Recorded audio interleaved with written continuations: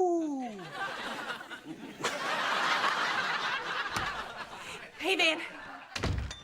Is Reba here? I have got big, big news. Ooh, tell me. Oh, I can't. It's too personal. Too personal? Barbara Jean, you're my stepmother-in-law, partial grandmother to my child, the woman that I may one day have to put in a home. You put me in a home? In a heartbeat. That is so sweet. But no. Oh, great. All right, now scoot. I don't know how much longer I can hold this in. Fine, no home for you. You can forget about pudding and you can diaper yourself. Okay, Reba, I have got huge news. Huge. Barbara Jean, I've had a long, bad day. And the last thing I want to do is sit here and pretend that I'm interested in anything you have to say. That's also true on a good day. I have a crush on my marriage counselor. Tell me. My roots are planted in the past, though my life is changing fast. Who I am is who I wanna be. A single mom who works too hard, who loves her kids and never stops, with gentle hands and the heart of a fighter. I'm a survivor.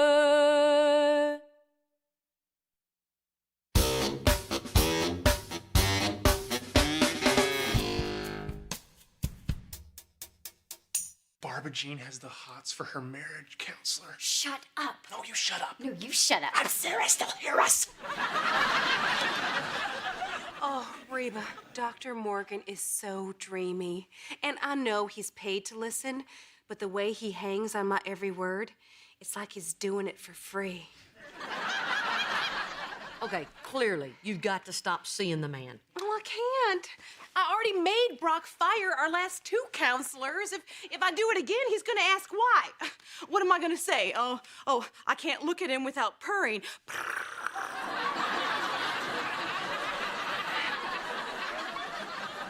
Talk it over with Dr. Morgan. I'm sure he's dealt with this kind of situation before. Okay, all right, I will. Will you go with me? No. Reba, please. I can't do this alone. I'm weak. People only think I'm strong because I'm tall. I understand. Just like they all think you're crazy, because you are.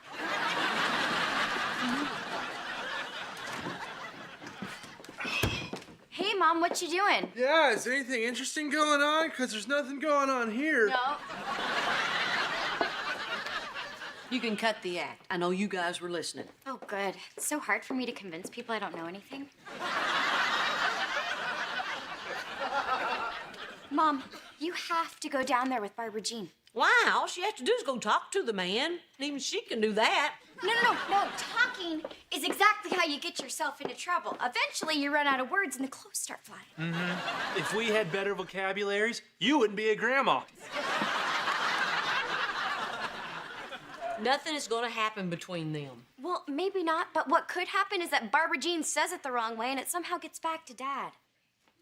Their marriage is in a fragile place right now. Everything could be lost if Barbara Jean starts dating.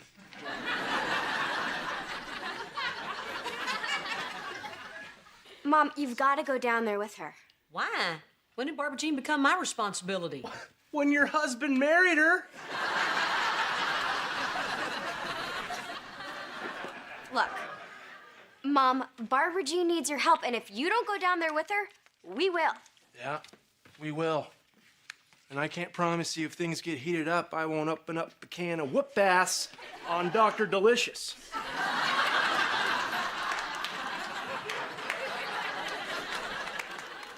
Don't make him open up the can, Mom. Not a good enough reason. Fine. But all I know is the better she gets along with Dad, the less she's over here. No, that's a good enough reason.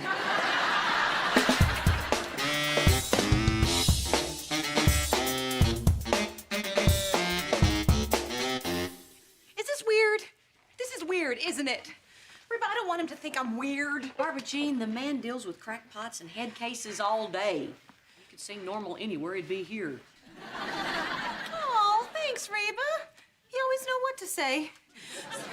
Speaking of, What are you gonna say to him? I was thinking I'd start with, run for the hills. I'm not gonna say anything. I'm just along for the ride. Oh, but you have to.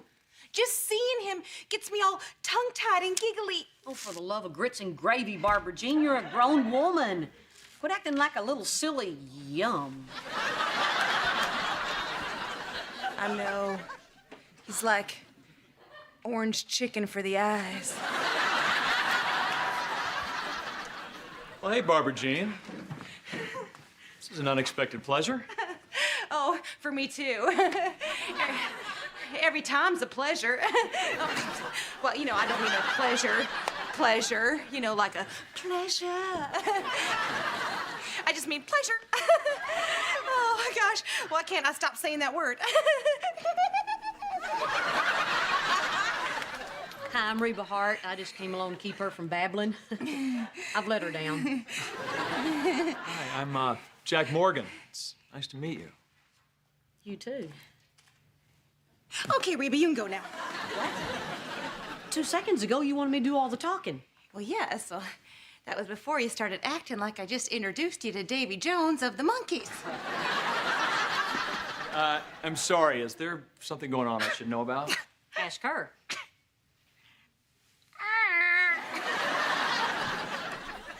Oh, well, it's funny, really. You know. Beep-bop.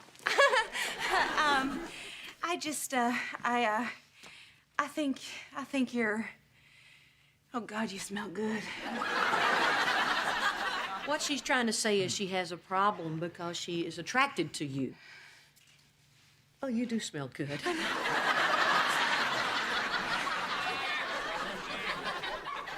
Okay, no, I see. Barbara Jean, I know you love Brock. Oh, I do. I really do. I'm evil, that's all. No, you're going through something called transference. It's when somebody in your situation becomes attracted to their therapist. Even some of the nerdy doctors get it. So I'm not bad? You don't want to punish me?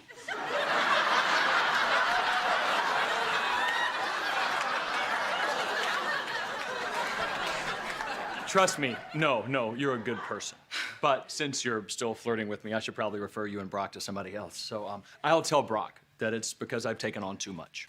Oh, Doctor, you are a wonderful, wonderful man. Oh, God.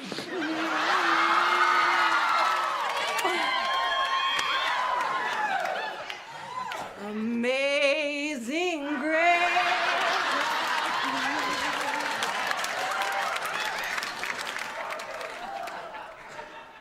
She took my gum.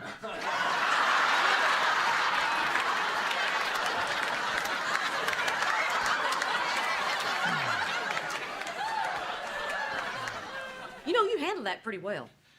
Well, thanks. It does happen to therapists quite a bit. I've had patients fall for me before. I bet. I mean, yeah, people are weak. I guess I better go. Dr. Reba... Morgan, go ahead. No, please, you. Go first. Well, I was just wondering, since you're not seeing Brock and Barbara Jean anymore, maybe I could take their spot.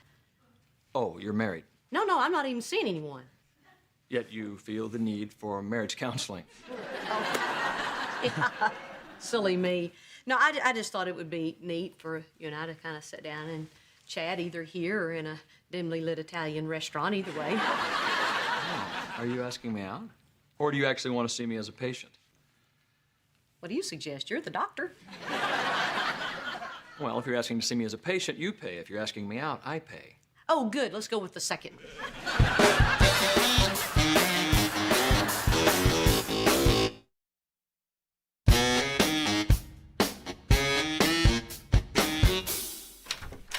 Oh, Cheyenne, there you are. Hey, I need you to do me some favors.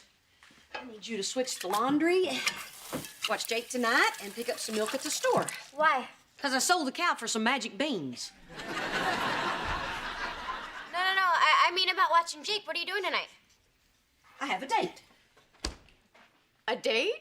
You don't date. Yes, I do. Theoretically. Who is it? Is it the butcher with the lazy eye? No. The delivery guy with the hump? His name is Dr. Morgan, and for your information, he's prettier than me. Dr. Morgan. Where do I know that name from? It'll come to you. Hey, Mrs. H. What's new? Dr. Morgan! She is dating Dad and Barbara Jean's marriage counselor. Is that true? Yes. But in my defense, he's very hot. Well, does she know? Does who know? Don't play dumb with me. I practically invented that. You know who. Barbara Jean, did you ask her if it's okay? Why should I? Barbara Jean didn't get my permission when she dated Brock. So you're saying you're no better than Barbara Jean?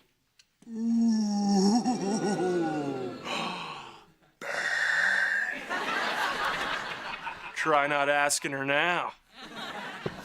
Fine, I'll do it. Wish I could trade you kids for some magic beans.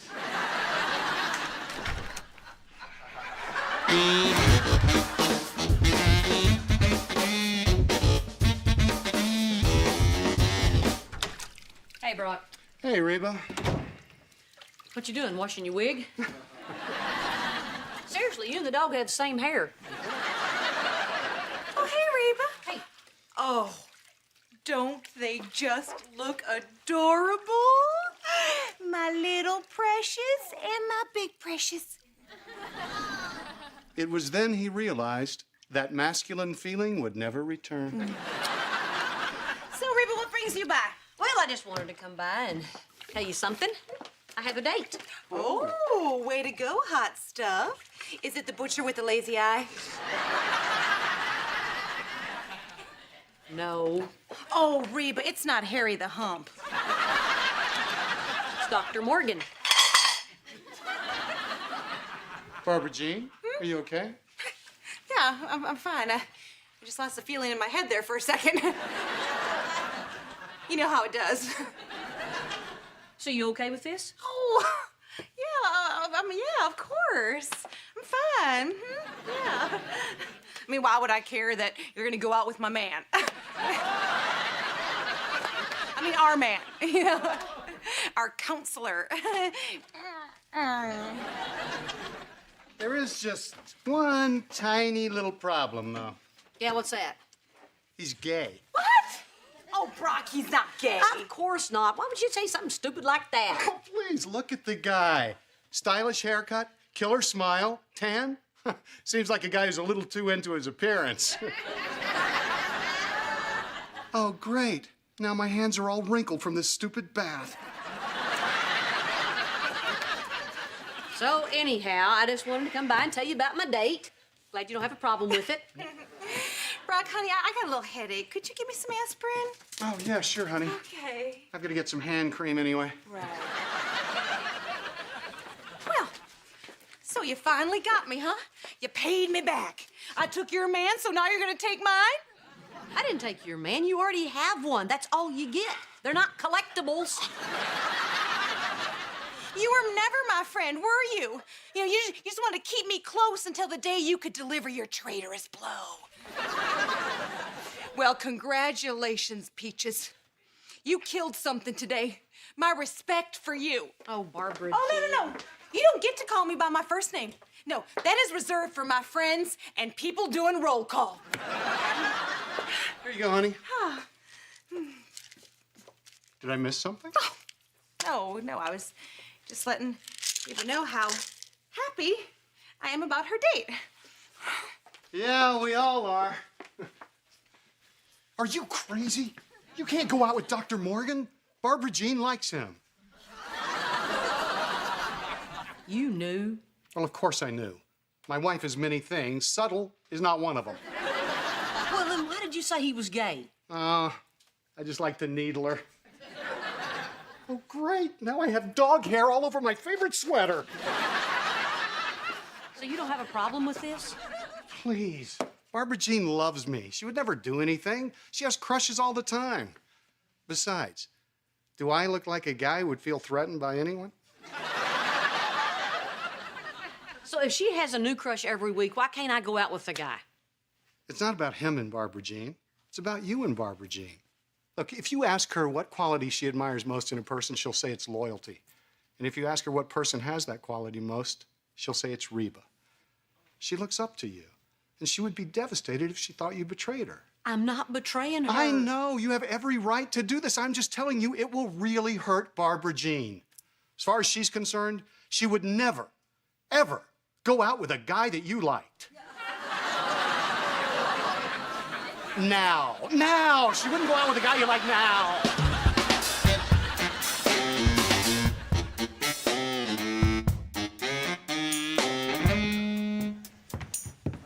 Got a beautiful house. Thanks. You want to come in? I'm pretty sure my parents are asleep. Hey. Hey, looks like your mom waited up. Sweetheart, what are you doing here? I thought Cheyenne was babysitting. I don't know. She wanted me to cover for her and something about a sale at the mall and would I mind making up a story for Mom. So anyway, she's studying. Kira, this is Dr. Morgan. Hey, nice to meet you. Wow. Has Dad seen him? I used to be his marriage counselor. Someday I'm gonna write a book. Wow, that was a great restaurant you picked. Haven't had Chinese in a while. Ah, well, for some reason I had a craving for orange chicken. I had a terrific time tonight. Yeah, me too. Woo, that was just almost one of those kissing moments, wasn't it? I'm sorry, it was too fast. No, I should be sorry. I keep thinking about Barbara Jean. It's just, she likes me so much. I like you too.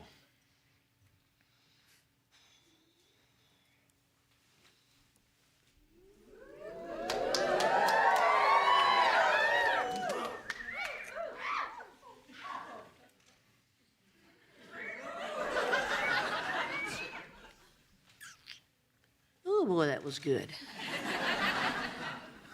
I was kind of hoping that would stink.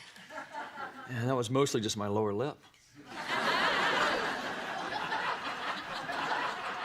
I just can't do this. I can't do this to Barbara Jean. It would hurt her too much. I mean, people only think she's strong because she's so tall. I understand. Well, it's just not fair. I really like you. Yeah, and I like you too. And the thing is, this shows what a good person you are, which makes me like you even more.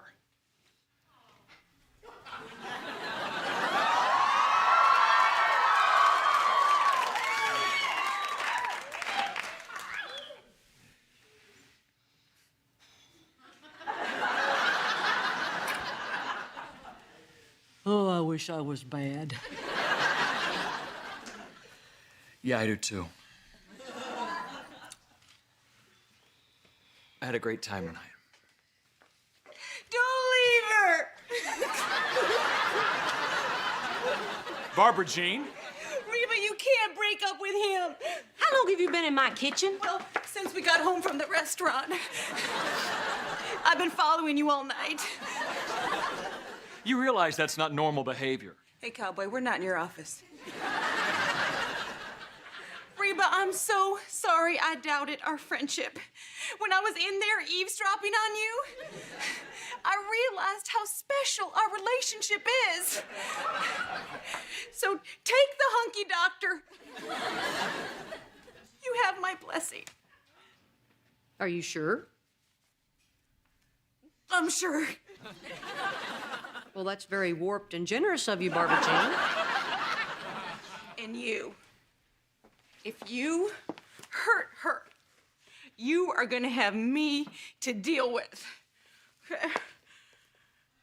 Oh, God.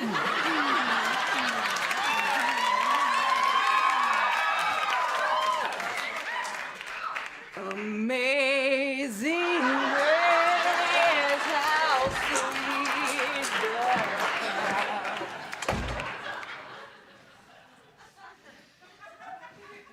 Well, I got my gum back.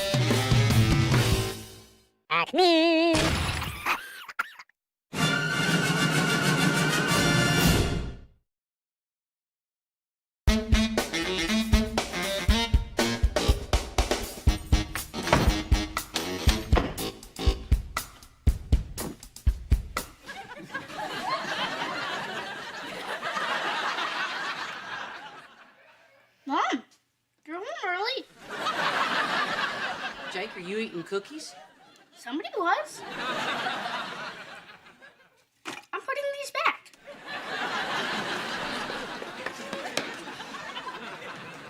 Hey, Mrs. H, what's for dinner? I got fired from my job today. What happened? Did your boss sexually harass you? Did he call you toots or honey or touch you like this? Because if he did, we are talking big coin. No, I called him a monkey's butt. That's okay. Oh, for future reference, the one moment of joy that you feel when you tell off your boss isn't worth it. Come on, Mom. Look at the bright side. What bright side? You're home early. Little help? Come on, buck up, camper. If anybody knows that there's a brighter side to losing their job, it's me. And hey, I didn't lose some crummy office job. I lost my life's passion. And? Well, when my football career went up in smoke, you told me that just leaves me open for something better. Granted, that hasn't happened yet, but I'm still hopeful. Yes, Mom, and you should be too, because you are talented and fantastic. Yes. And I want you to march right upstairs, get in a hot bath, and relax, because you got nowhere to go except up, lady.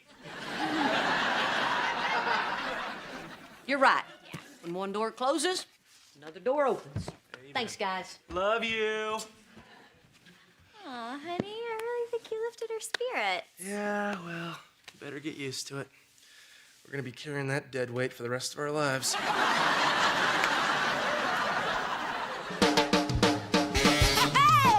My roots are planted in the past, though my life is changing fast. Who I am is who I wanna be. A single mom who works too hard, who loves her kids and never stops, with gentle hands and the heart of a fighter. I'm a survivor.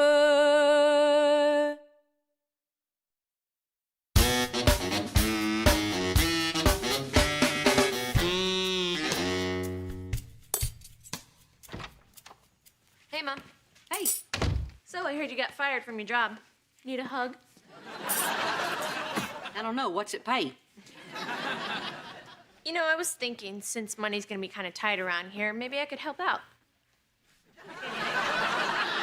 See, there's this open mic night at a club downtown, and if my band wins, we get $100. Wait a minute.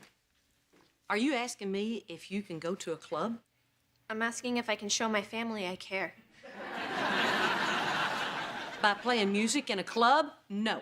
Why not? Because clubs are seedy and dangerous. At least the fun ones are. But music is important to me. I finally found something I care about. I'm very happy about that, sweetie. I really am. But you can't go by yourself, and I can't go with you. Fine. I'll be at my house, selling my guitar on eBay. Hey. Ben, I need you to do me a favor. You got it. Anything at all. I need you to go with Kira tomorrow, because she's going to play in a contest with her band. Oh, come on! No way. He goes with you, keeps an eye on you, and brings you back home. Those are my conditions. Fine. But when I'm a huge rock star, one of those security guys is gonna babysit you. Mrs. H, don't make me do it. They're not even a real band. They're posers. They're like the flag football of music. Hey, you offered to help. Yeah, because I thought you were gonna ask me to do the dishes or something. Oh, I need you to do the dishes, too. Oh, come on! Oh, you poor thing. It broke our hearts when we heard you got the boot. Not that we were surprised. You've always been full of the sass.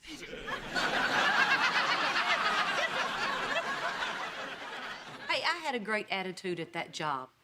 Just kept it on the hush-hush. Well, I baked you this to get you through the hard times. Granny calls it pity pie. Because we give it to people we pity. And it's pie. So, have you decided what you're going to do now? Oh, I know exactly what I'm gonna do. Remember back when I got my realtor's license, but then I got pregnant with Jake? Reba! Good Lord, do you really think this is the right time to have another baby?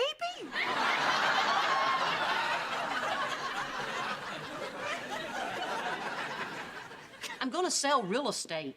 Yeah, I do remember that. I also remember that you had a hard time getting a real estate job because you didn't have any experience selling. Right. But this time, I'm gonna avoid that problem by selling something first. Well, how in the world are you going to do that? Where are you going to find some poor sap who'll let you sell his property without any experience? Well, do y'all still have that condo that Brock was living in during the separation? Oh, no. Oh, yes! Say hello to your new realtor. Me! Say hello to me.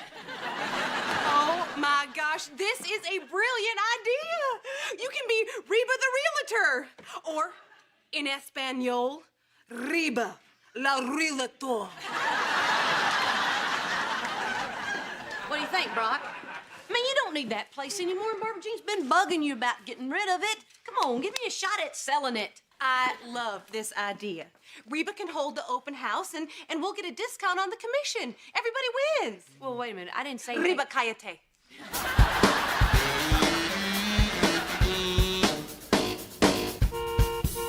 Oh, Van and Kira are back. You would not believe how much he complained about taking her to that club. Van, are you okay? Oh, how is the band? It was awesome. It was? Kira was amazing. When she first stepped up to the mic, she was a little quiet, and I thought, uh-oh, choke. But then she smiled and lit up the stage. Wait a minute. Kira smiled. And lit up the stage? Yes. And then she was all, hello, Houston, and we were all, hello. And then she was like, are you ready to rock and roll? And we were like, yeah. And the band started playing, and Kira started singing, and it was awesome. We would have won, except there was an all-girl band called the Bikinis. Guess what they were wearing? Yeah, but that's not the worst part. They weren't an all-girl band.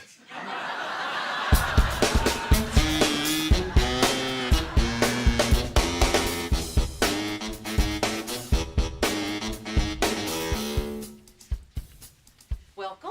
Here you go. Look around. Cookies are right over there. Make yourself at home. Hey, Reba. How's it going? Great. Couldn't be better. Yeah, I think it could. Yeah. Which is why I'm here to help. Guess what you don't know about me? That you're actually two crazy people, one on top of the other? Go on. Growing up, my daddy owned a used car lot.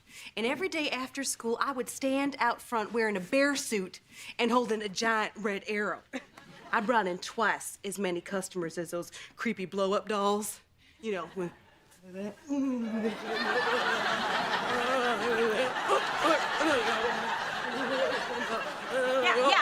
Yeah. Okay. I get it. Okay. I get it. Barbara Jean, look, I don't think I'm not Barbara Jean. I'm an interested customer going room to room, talking the place up, okay? Watch it learn. Oh my gosh! I can't believe they taped the surreal life here. It's almost like you can still smell Eric Estrada. Oh, wow. No way! And upstairs? I'm sorry. Hey, Reba. How's it going? Well, you just missed the big blonde balloon lady. Well, keep up the... Ooh, cookies. Hey, I got some great news. I was gonna tell your wife, but she's nuts. I got an offer. Really? A good one? I think it's a good one. I mean, it's not what you were asking, but No, I'm not interested. You didn't let me finish. Well, is it more than what I'm asking? No, but you're not gonna get Then more I'm than- not interested. Brock! Oh, Reba, come on. I hired you to sell the place, not give it away. Look, anyone can get less money. A good salesperson can actually get more. See, this is why I wanted a professional. What you want is to get off my last nerve. You're asking too much, and that was a good offer. So I'm hearing that you are not a good salesperson. So I'm hearing you're a monkey's butt. I'm sorry, what'd you say? Well, maybe you'd been able to hear me if there were ears on a monkey's butt. Okay, why don't you call me that just one more time? Don't you tell me what to do, monkey's butt. All right, that's it. You're fired. Oh, fine. You know the 3 rules of real estate? Don't work for a monkey's butt. Don't work for a monkey's butt. Don't work for a monkey's butt!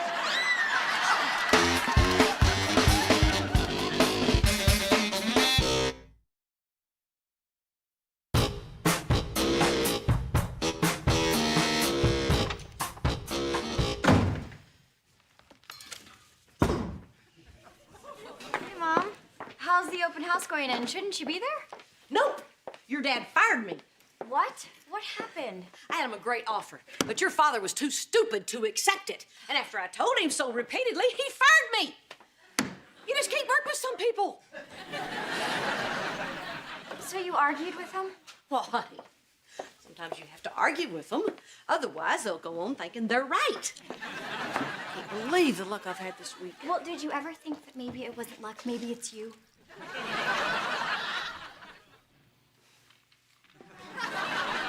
Lucky for you, Elizabeth is here. So Grandma can't use her big people words. Do you remember what you told me when I told you all the teachers at school were picking on me? Good for them. No. You said, before I go blaming other people, I should take a look in the mirror. Cheyenne, have you been waiting 3 years for this moment? Yes. Doesn't feel too good, does it? Okay, it's nap time, fellas. Hi, Reba. Oh, Barbara Jean, you're not bringing me another pity pie, are you? No, it's a quiche. In quiche, you're feeling down.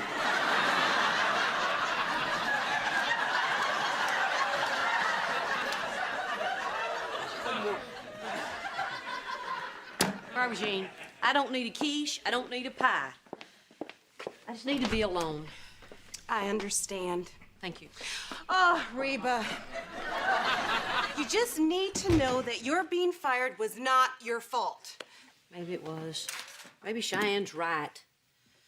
It didn't matter that that was a good offer. I should have kept my mouth shut. But it was a good offer. Exactly. But I couldn't get him to see it. And that's my job as a realtor, to present it in the way that he can accept it. Maybe I wasn't cut out for this. Reba, he wouldn't have accepted that offer no matter what it was. He's never gonna sell it. Don't you get it? That's his bachelor pad. Little cave he can scamper off to whenever things get a little rocky at home. Barbara Jean, that can't be it. Really? Well, then why did it take him so long to put it up for sale? And why did he ask for such an unrealistic sales price? And why did he hire a completely unqualified amateur to sell the place? Why didn't I just stop at a bar? And let's face it, Reba, he is still not committed to our marriage. Barbara Jean, I don't think that's what it is. Well, what else could it be? Well, off the top of my head, he's cheap, greedy, and stupid. Yeah, but he was all of those things even when our marriage was good. Yeah, you're right. He was all those things when our marriage was good. There's something else, and I'm gonna find out what it is. Well, how would you know how to do that? Hey, it's my job to know. I'm a realtor. In case you didn't know.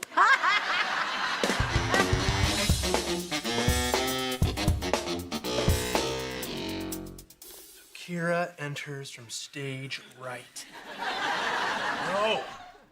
Kira enters from stage left. No. Kira descends from the sky. Whoa, whoa, whoa, what's going on? You guys have only been practicing for 3 hours. Actually, we were thinking about hitting a movie. What? No, movies. Guys, don't you realize that there are millions of kids out there trying to take your place on MTV? I want you to go out there and play until your fingers bleed. I'll be out in a minute.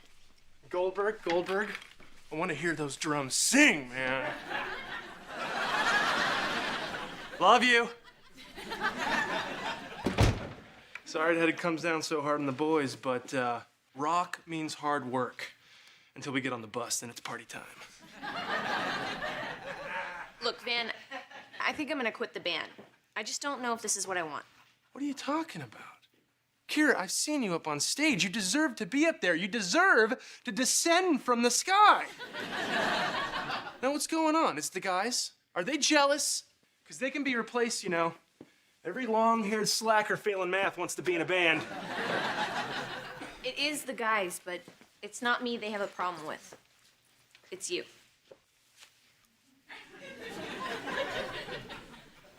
I'm sorry.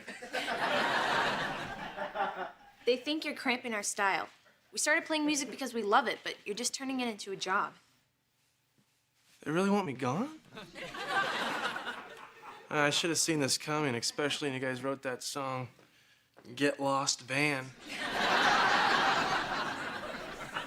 Well, anyway, I told them if you go, I go. Kira, this is your dream. And you need to hold on to this with every fiber of your being. Tell the guys I'm gone. You sure? Yeah, I should probably start hanging out with my wife.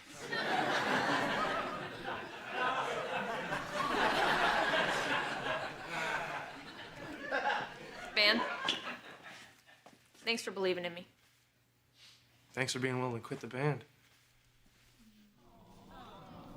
Yeah, like I was really gonna quit the band.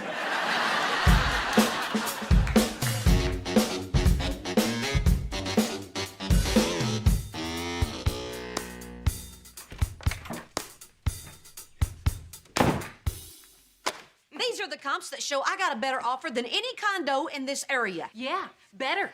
You should have listened to me. Should have listened. Barbara Jean, I'm telling it. She's telling it. I don't care what anyone else got. If I don't like the offer, I don't have to take it. But I like the offer and I want to take it. Yeah, she wants to take it. Reba, I'm telling it. Honey, look, I don't think you understand what's going on here. Oh, I think I do. You don't want to sell your bachelor pad, do you, Slick? Why in the world would I need a bachelor pad? I'm married. Well, then why? I don't know if I can explain it. Well, you better explain it. Otherwise, Barbara Jean and I aren't going to give you a moment's peace. Why, Brock? Why, Brock? Why, Brock? Why, Brock? Why, Brock? All right. Wow. We're broke. What?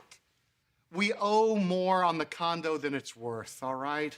When I started golfing professionally, I needed some extra income, so I took out a second mortgage on the place. You know, I figured I'd start paying it back when I started winning, and stop looking at me like that. It's very easy to judge in hindsight. Well, if this ain't a shinola sandwich. Honey, you should have told me.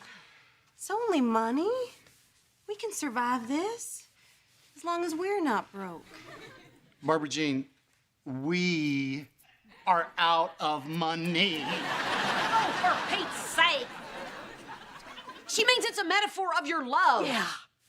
Whatever, we're still broke. Anyway.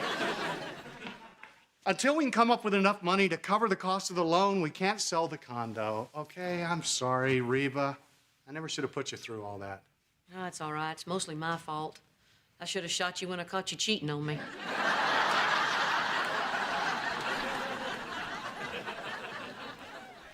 Hey, guess what, guys? I've got great news. Great. We do have the money. What? Uh-huh. When I thought we were getting a divorce, I started hiding some of our assets. You were stealing money from me? No.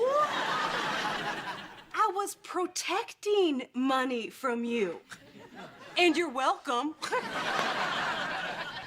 That's brilliant. Why didn't I do that? Well, exactly how much money did you protect from me? Well, exactly how much do we need? 25,000? Oh my gosh, what a coincidence! Oh, wait a minute. Wait a minute. Does that mean that you're going to take the offer? Well, we're gonna have to have a little talk, but yes, I think it does. Oh, yes, I did it! I made my first sale! Hey, you guys don't want to sell your other house, do you? Move far away? Oh, Reba, you are such a kidder. No, I'm serious. I can find somebody to buy it. Heck, if I had the money, I'd buy it myself. How much do you need? Oh my gosh! Does this place have an upstairs?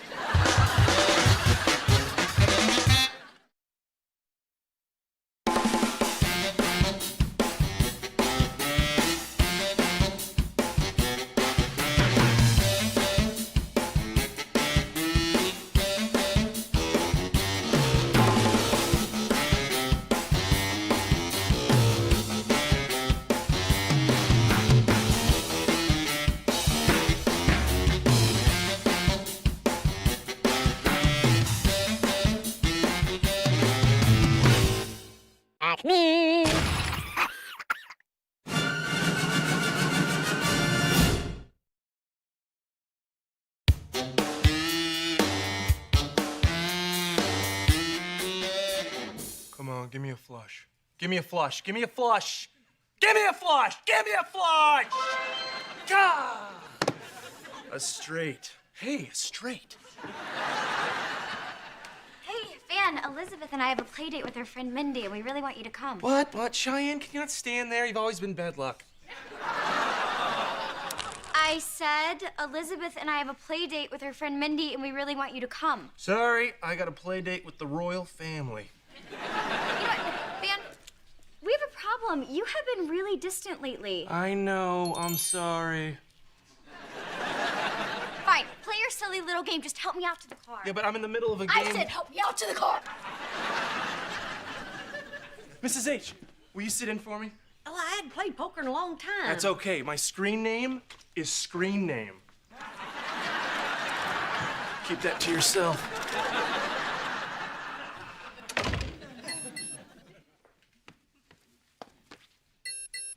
Okay. I'll call. No, wait, I don't have anything. I want to take it back. How do I take it back? Wait, whoa. 3 7s. Leave it. Ah, I win. What a rush.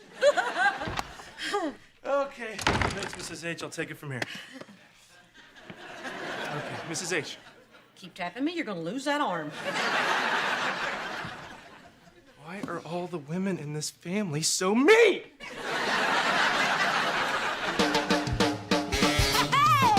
My roots are planted in the past, though my life is changing fast. Who I am is who I wanna be. A single mom who works too hard, who loves her kids and never stops, with gentle hands and the heart of a fighter. I'm a survivor.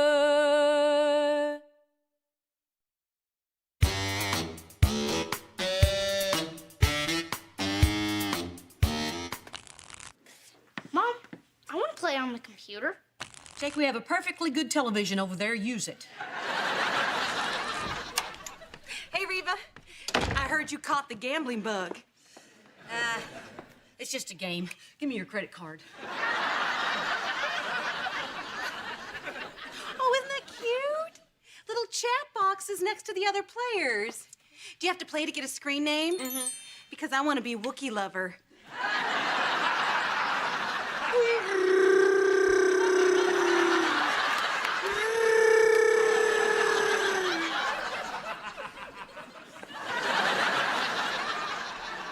Wookiee Lover? Mm-hmm. That's the most ridiculous screen name I've ever heard. Well, what's yours? Ramblin' Red Rose. My screen name is Lady Killer. Okay, Elizabeth, you and Mindy can get a juice box. Who's your boyfriend? Jake! Little brothers. I'm gonna tell Mom about that magazine under your mattress. Actually, that's a good question. Who's this? Oh, Michael, this is my mom, Reba, and my stepmom, Barbara Jean. Hello. Nice to meet you. You have a lovely daughter and granddaughter. And you've got a lovely something else. You know what? I think I might have left Elizabeth Blanky at your house. You know, I'll come by later and grab it. Make sure you do. I'm having a garage sale on Saturday. No. Okay, gotta go. Okay. Mindy, let's go, baby. Okay, seriously, who is that? That's Mindy's dad. Where's Mindy's mom? Oh, they're divorced. We talked about it for like hours. He even cried a little. Yeah, he said he wasn't sure if he'd ever find love again. I cried a little too. Well, where were the kids while you two were doing all this crying? They were playing in the treehouse. You guys, he has the most beautiful backyard. Yeah, he made us brunch and we picnicked on the lawn. He's so funny too. He told me this story about this time. Okay, well, you had to be there. Cheyenne, you had a date with this man. It was not a date. We had shrimp scampi and a glass of Chardonnay on the swing in the gazebo. Cheyenne, honey, my honeymoon wasn't that good. No, and I have to go back there to get Elizabeth's blankie. Well, fix your lipstick before you go and throw on a little perfume. What? Well, I'm not saying she should date the man, but there's nothing wrong with a woman getting a little attention from others. Keeps the marriage fresh. Kind of the way you freshened my marriage with Brock.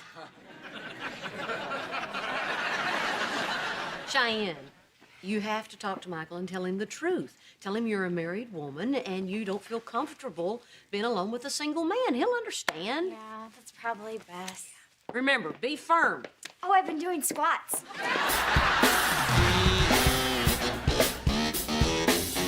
Yes, 3H winner! Mr. H, that's like 4 hands in a row. How'd you get so good at playing poker? When Barbara Jean and I were separated, I had a lot of time to think. And that bothered me, so I started playing poker online. Yeah, nothing huge, just, you know, fun stuff to pass the time, keep me out of my head. Yeah, I know what you mean. I don't like it in my head either. Well, of course you don't. You're a guy. We're simple. We are thinking one of 3 things. I want a sandwich, I want a woman who can make me a sandwich. Why don't women know we're simple? I mean, Cheyenne always wants me to listen. That's fine if I got a magazine or something. But it's just, I don't know, we've been kind of strained lately. And I'm just feeling, well, I don't really like talking about the way I feel because it makes me feel, well, I don't want to talk about it. Yeah, exactly. That's how men are. You know, we don't like a lot of the yik-yak and the blah, blah, blah. Oh, don't forget the blah, blah, blah, blah, blah, blah, blah, blah. The only way for a man to be happy is to get really good at pretending to listen. Yeah, but Cheyenne always knows when I'm pretending. Well, then you have to practice what I call half listening. That's when you listen for a key word that you can repeat back as proof that you were paying attention. You know, you are really good at this relationship stuff. You can tell you've been married twice. And when a woman starts talking, you just nod your head and say, mm-hmm. Sometimes I'll throw in, cool.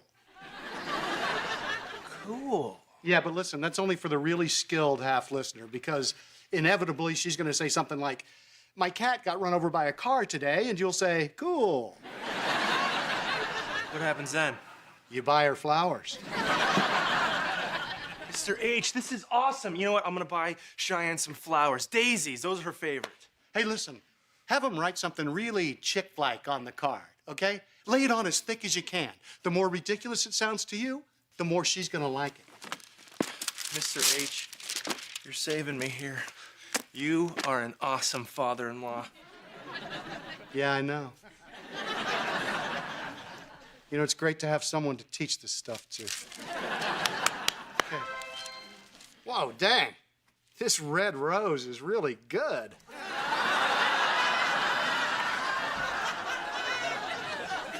Hey, red rose, take it easy. You're scooping up my money like an ex-wife.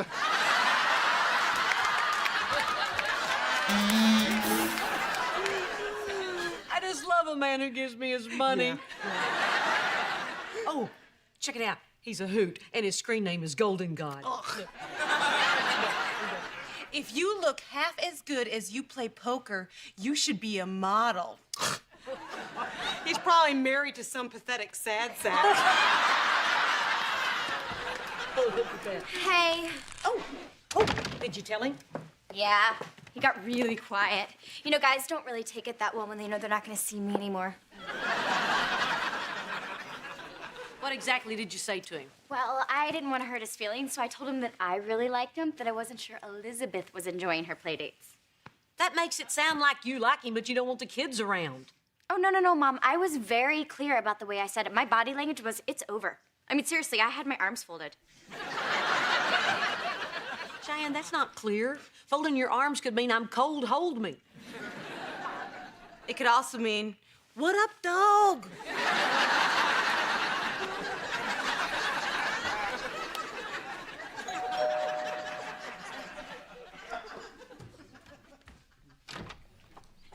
Got a delivery for Cheyenne Montgomery. That's me. Thanks. Who would send me flowers? Oh, gee, I don't know. Maybe somebody has a huge crush on you, like Michael. Oh, no, it couldn't be him. You folded your arms. Maybe it's not him. It could be Van. You are the air I breathe and the beats of my heart. I live to listen to your words. Sounds like Van. Oh, that's not Van. This is Michael. Oh, that is just so forward. Makes me so mad, I just want to put on some lipstick and go over there. Flowers? He sends me flowers? You guys advance CCT is gonna break. How did this Michael guy know that you like daisies? I might have told him the daisies were my favorite flowers. You told him your favorite flower? Cheyenne, that is like emotional third base. Well, it's obvious that this guy's not gonna just go away. No, what did I do? I didn't mean to lead him on. Why did God curse me with subtle beauty and a bubbly personality?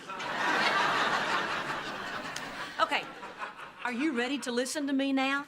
You need to call Michael and tell him straight up that you are a married woman and he cannot contact you anymore. Or better yet, send him flowers with a nasty note. What? I once had a gentleman caller who kept sending me flowers against my will. So I sent him flowers back with a nasty note, and it worked. I never saw him again. I mean, sometimes I sensed my photograph was being taken.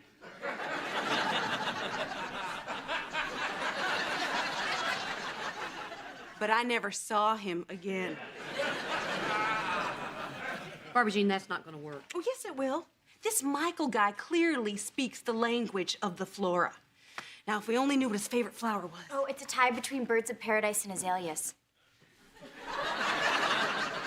Is there anything you two didn't talk about? Just right. Stay out of my life or I will call the police. Enjoy these birds of paradise. Cheyenne, talk to Michael. And this time, don't use body language. It was your body that got you into this mess. I'm gonna take these flowers and throw them in the trash before Van sees them. Do it my way, Cheyenne. I am not wrong.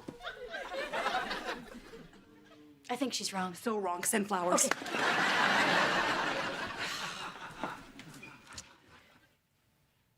Someone just took my picture.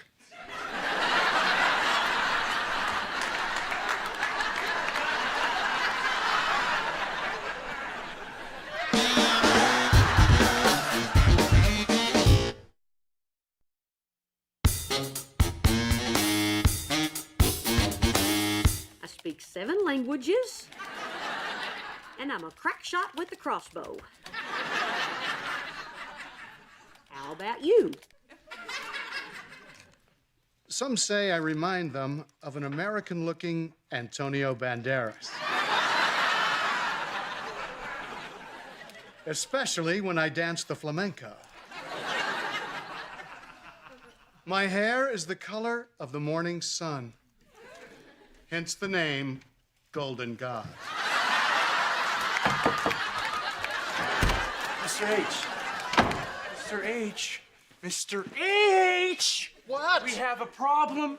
I found the daisies I sent Cheyenne in the trash. In the trash? If you told me she was that mad at you, we could have gone with roses from the get-go. Mr. H, maybe I should just start paying attention to my wife.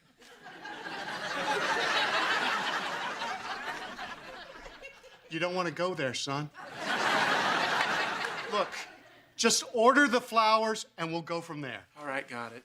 Oh, and leave those flowers here. Why?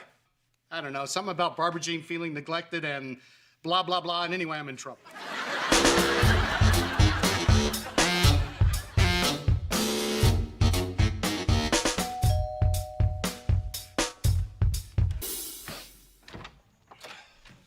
Hi, Michael. Hey, Michael. Those aren't roses. No, they're birds of paradise.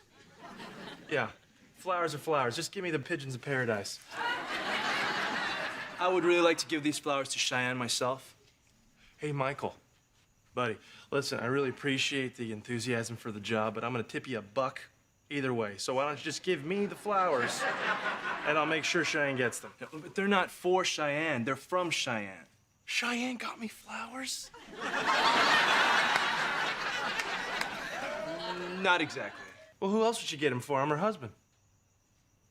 Here you go.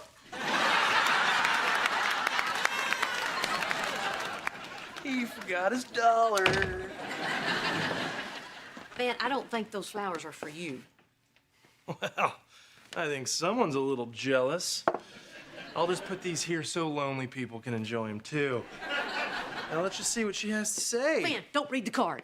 It's bad luck to read the note. I had a nice time with you, and I'm very sorry, but I could never see you again.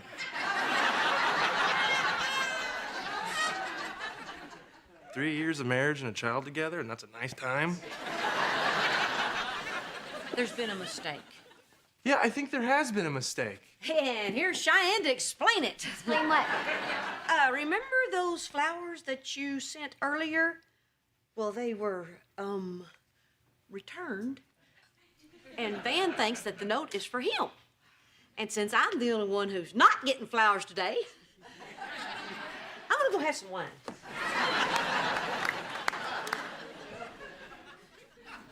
Well, I'm waiting.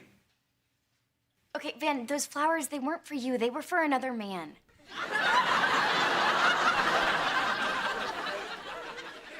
What? No. See, Mindy's daddy, Michael, and I had what I thought was a totally innocent play date, only later I realized that he thought it was a little less play and a little more date. I'll kill him. No, Van, no, stop. Van, it didn't mean anything. Oh, yeah? It didn't mean anything? Huh? Well, this lovely arrangement of pigeons of paradise means something. You know, for $1 extra, you could have had a balloon. You know what, Van? Maybe it did mean something, okay? Maybe I was a little more lonely than I thought, and it was nice to have someone who actually listens to me. Oh. Oh? See, I pour my heart out to you, and you say, oh? I need you to talk to me, Van. Oh. Van! I'm sorry. I'm just not good at it. Can you try, please? Cheyenne, it's been a hard couple of months. And since I've been out of football, I've been feeling kind of empty. Talk to me about this. Okay. Cheyenne, I feel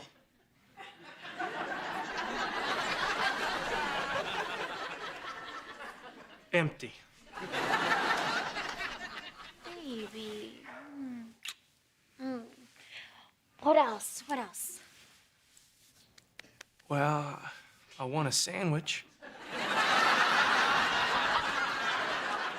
I'm hungry. I'll get that. Flowers for Cheyenne Montgomery. How you doing? You stay away from my wife, pal, or you'll be sorry. Yeah, you better run. Van, it says you sent these.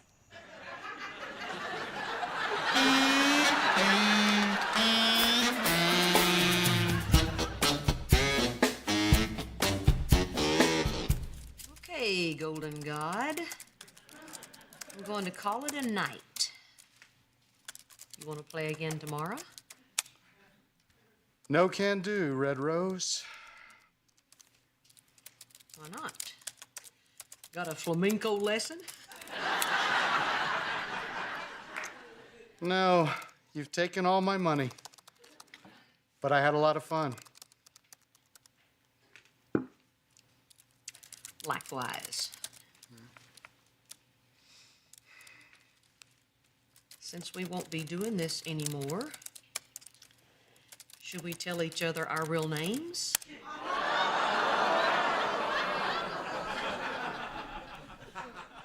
Why not? I live in Houston, and my name is Brock.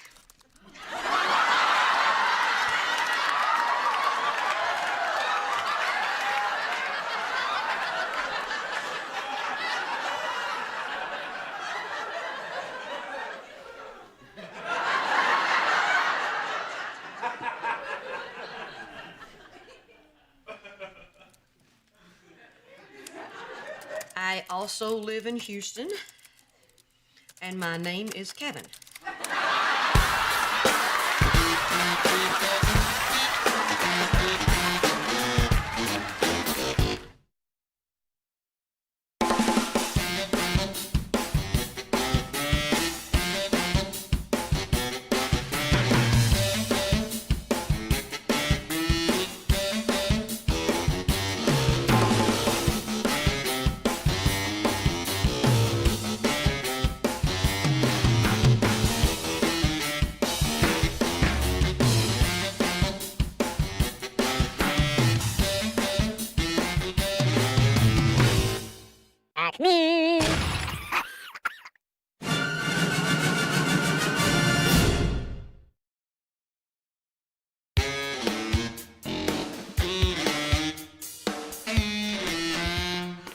Hey, Cheyenne, I'm making chili.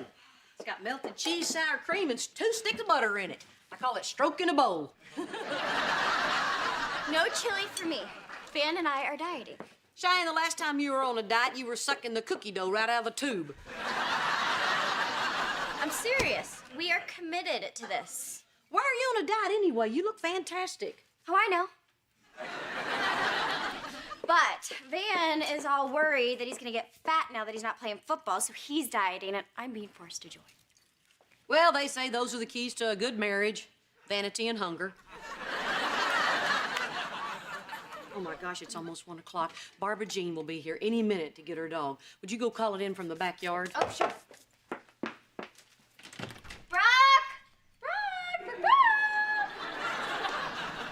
You know, I still think it's weird that Barbara Jean named her dog after Dad. Yeah, it's so mean to the dog. Come on, Brock! Come on, good dog! Brock! Hey, Mom, I thought Barbara Jean didn't want her dog to go outside. She didn't. That's why I have to get it back to room temperature. I don't see her out here. Yoo-hoo! I'm back! Oh, where is my precious little baby bro? Go find that dang dog, and when you find her, hold her over the chili pot to warm her up. Come on, little Brock. Time for kissing. Well, at least buy her a glass of wine first. Hi, Reba. Thanks so much for watching Brock. Was she any trouble? Oh, hardly knew she was here. Still don't. Where is she? Well, I really don't know right now. Last time I saw her, she was upstairs watching television. Reba, on the Brock watching instructions I left with you, it explicitly states no TV. Relax, it was PBS. It was a dog show. And she was fascinated to see that some dogs don't have to wear turtlenecks. Well, I certainly hope you didn't play fast and loose with the rest of this stuff. Did she do her doggy Pilates? Yes. Yes, she did. Oh, Mom, you know that thing that you wanted me to heat up? Well, I can't find it. Are you sure you looked everywhere? Because sometimes that thingy likes to dig in my azaleas. what is going on? Oh, nothing. We're just looking for Jake. Yep. Little booger won't stay out of the flowers. Yeah. Where's my dog? We really don't know for sure. It was outside. Reba! That is #1 on the list in bold type. Barbara Jean, It wanted to go outside. It already peed on everything in here. are you sure you have looked everywhere? Well, I think so. I mean, I kept calling her name. What if it's really gone? Look, we are gonna find the dog. Everyone just needs to calm down. He's gone. My Brock is gone. Somebody has taken my Brock. You know, when I had to say that a while back, I was a lot calmer.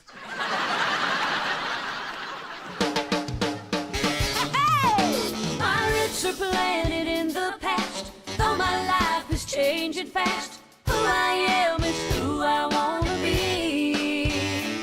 A single mom who works too hard, who loves her kids and never stops, with gentle hands and the heart of a fighter. I'm a survivor.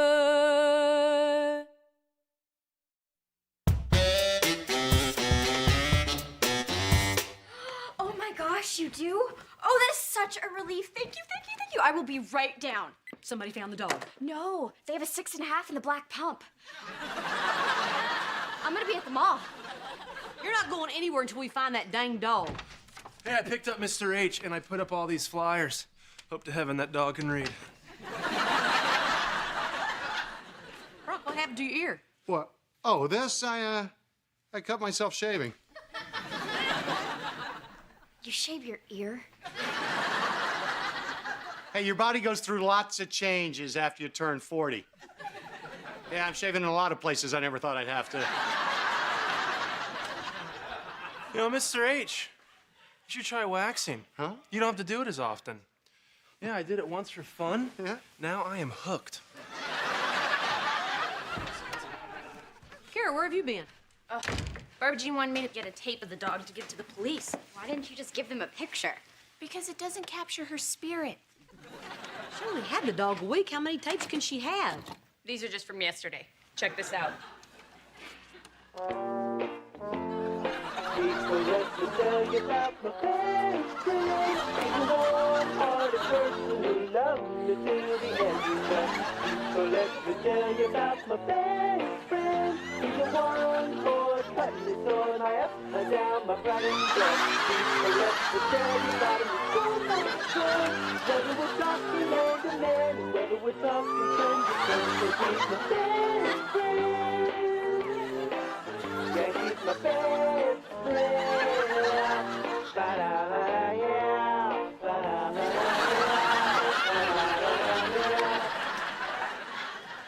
I feel sorry for the poor sap who had to videotape all of that.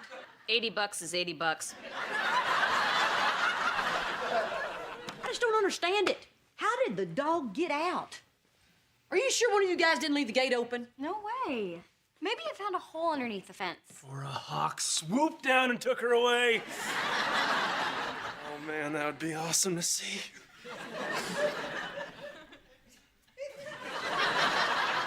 Well, I mean, terrible for Barbara Jean, but awesome to see. You know, I feel bad for Barbara Jean and all, but to be honest, kind of hated that little dog. Barbara Jean, are you okay? Yeah, where were you?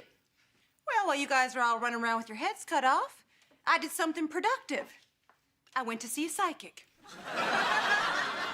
Well, did she know what happened to the dog? Oh, she knew.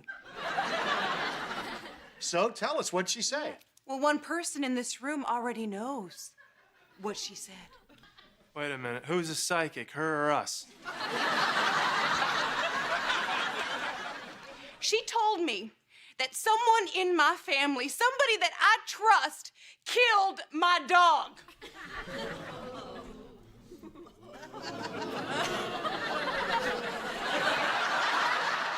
No fair. There's no one to the left of me.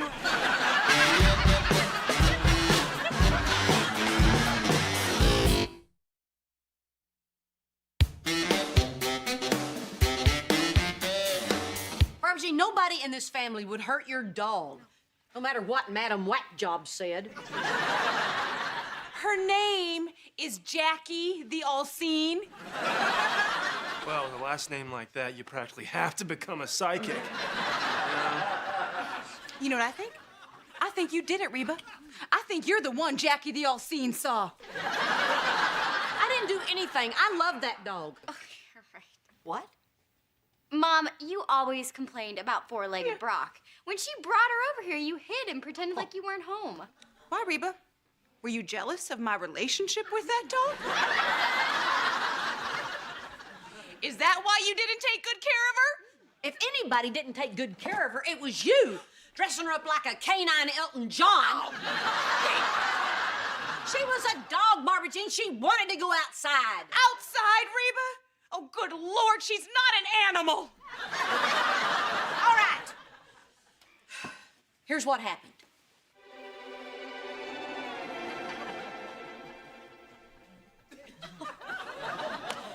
I know over at your house they have different rules, but over here at my house, little doggies go on the floor. There you go.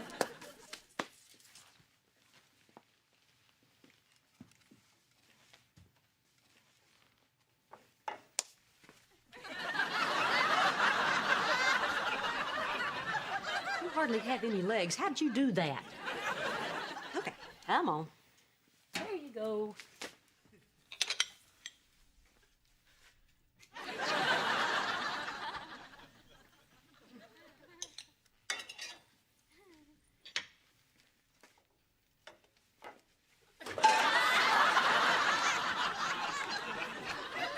Alrighty then, come on. Come on, dog. Be a dog. Yeah, I read the list. What are you gonna do? Tell on me? She did tell on you through Jackie the All-Seen. Barbara Jean, I'm not the first person to put a dog out in the yard. Oh, good Lord, Reba. There are killer hawks everywhere. That's what I said. That'd be awesome to see. I just did not want her up there on my counter, and she wouldn't have been if you didn't treat her like she could walk on water. Walk on water? Yeah. Reba, what is dog spelled backwards? Look, it doesn't matter how Barbara Jean treated the dog. You shouldn't have put her out in the backyard. Yeah, Mom, you went against Barbara Jean's instructions. Her printed, laminated, color-coded instructions. I tried to tell her. God! It spells God.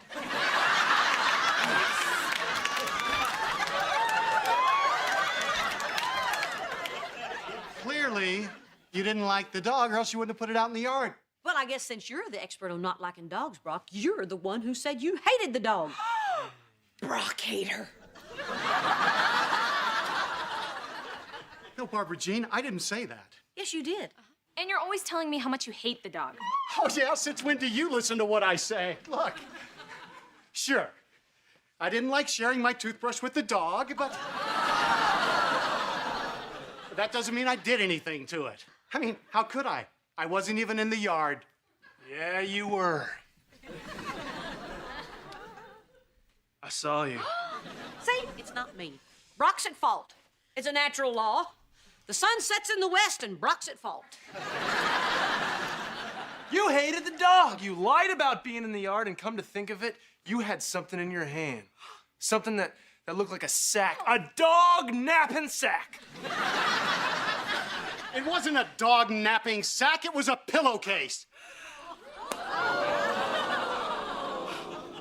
Oh, Reba, I'm so scared. Hold me. No. Okay, fine. I was in the yard. But I wasn't there to hurt the dog. I was there to make friends with it.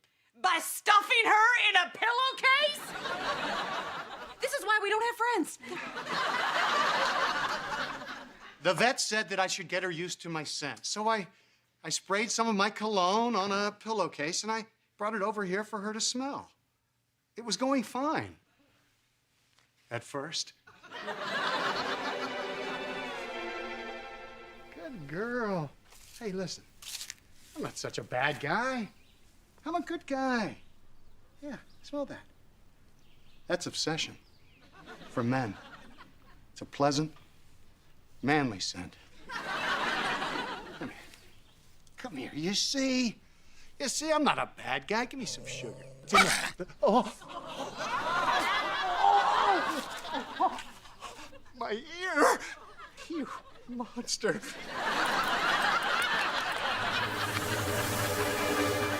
So you didn't cut yourself shaving? Of course not. I'm not old enough to shave in my ears. Well, it wouldn't kill you to go up the nostrils a little bit.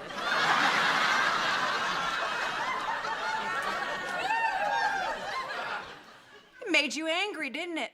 Angry enough to kill? Look, I'll admit I wasn't happy. But when I left the yard, the dog was fine. Doesn't look good, Mr. H. You know what they do to dog killers in jail? Especially pretty ones like you. Or pretty ones like you. Well, when I say it's not creepy. You just admitted you were in the yard, too. Who? You! What? His heart beat faster, but his brain continued to run at the same speed. Van? I wasn't in the yard. I was in the garage. No, you weren't. Oh, how do you know? Because I was in the garage, waiting for you to come work out with me, but you never showed up.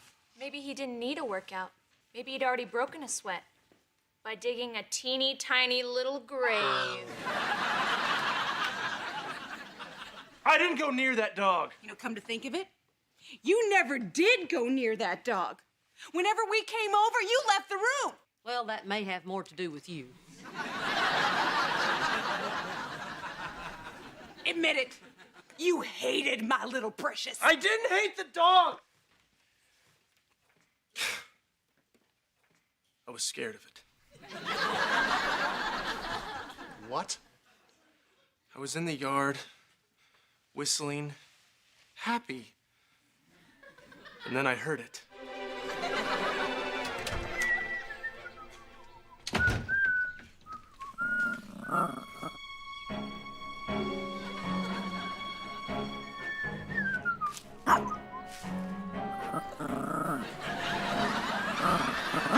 Nice doggy.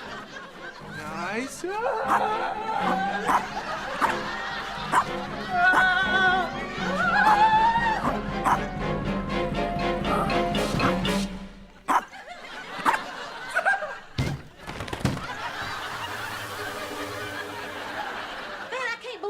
Afraid of that little bitty dog. You didn't see the rage in her eyes.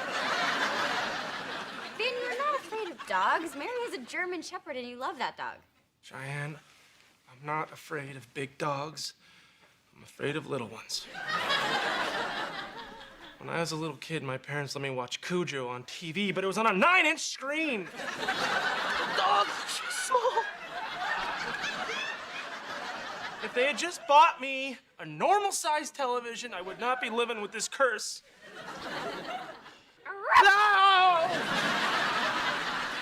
Not funny. Okay, so if it's not me, it's not Brock, it's not Van, and again I say, not me, then who can it be? All I know is when I was enjoying my time in the treehouse, I saw the dog run into the garage. Didn't Cheyenne just say she was in the garage? She did. Cheyenne just said she was in the garage. I'm gonna ask you one time, Cheyenne. Did you do something to my dog? No. I'm gonna ask you 2 times, No. Cheyenne. 3 times! That's my limit! No! Cheyenne, just tell us why you were in the garage. I told you I was in there to work out with Van as a part of our new healthy lifestyle. Untrue! After I scampered down the treehouse and ran up to the bedroom and locked the door, I saw your workout clothes on the bed. And just last week, I saw you chasing the dog. Because she took my cookies. She always took my cookies. Your cookies? But wait a minute, that would mean that... Oh, my dog.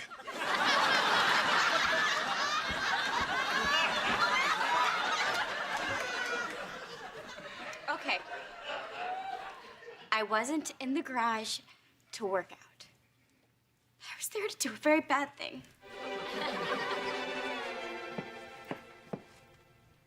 Where are my cookies? You. I warned you before, you little mutt. Get your paws off my cookies. That's it, you filthy little mutt.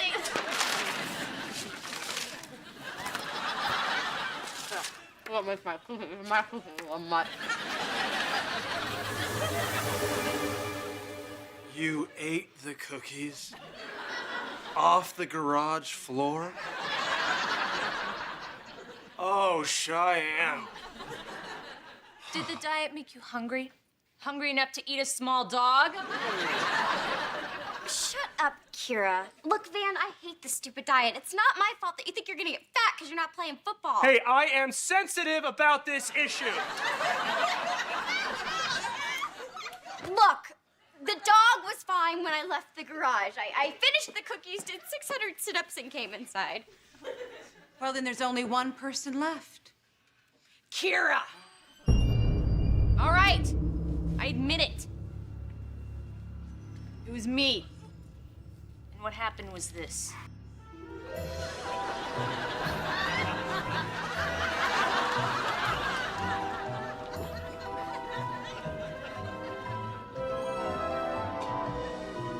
Now, eternal life will be mine.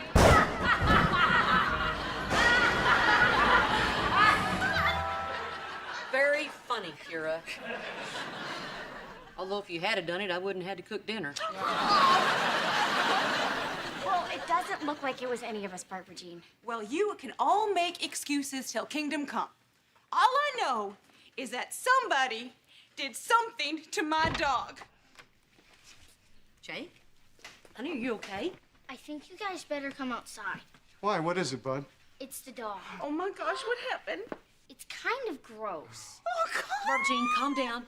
Jake, come on, tell us what happened to the dog. I think he killed a hawk. Brock's alive!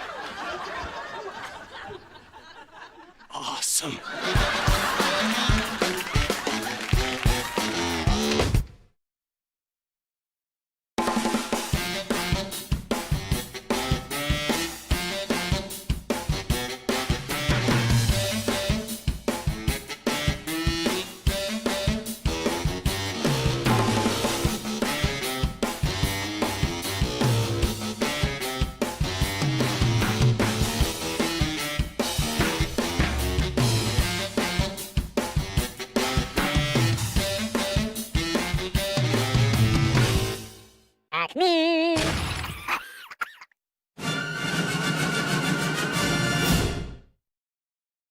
So, I am sorry. Barbara Jean sniffled, looking at Reba in absolute astonishment. Sorry?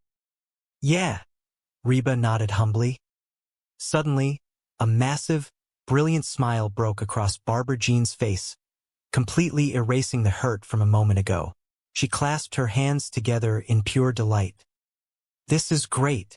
For the first time since we have known each other, you want to be me. Reba's eyes widened in horror. The apology had backfired spectacularly. I do not want to be you. I know, Barbara Jean squealed, practically jumping up and down with joy. It is even better. You want to look like me. She threw her arms around Reba in a crushing, enthusiastic hug. Reba stood perfectly stiff, enduring the embrace with a resigned sigh. As Barbara Jean pulled away, still glowing with her new, misunderstood victory, Reba turned toward the kitchen. Hey, where are you going? Barbara Jean called out happily. Just going to go grab something to eat. I will see you next year. Reba deadpanned, escaping the suffocating joy and heading straight for the remaining slices of cold pizza on the kitchen counter. Upstairs, a much quieter, more intimate scene was unfolding. Van was sitting on the edge of the large bed, staring intently at the television screen mounted on the wall. Cheyenne walked into the bedroom, closing the wooden door softly behind her. She looked nervous, her hands fidgeting with the hem of her shirt. She had spent the entire afternoon deeply shaken by the new pretty comment Van had made in the kitchen. She felt inadequate, invisible, and desperate to capture his attention the way Barbara Jean had effortlessly done. Hey, buddy, Van mumbled, barely taking his eyes off the screen. What are we watching? No, we are not, Cheyenne said softly, walking over to block his view of the television. Van sighed, leaning back on his hands. Want a rock, paper, scissor for it? Let us go. You are going to pick scissors, are not you?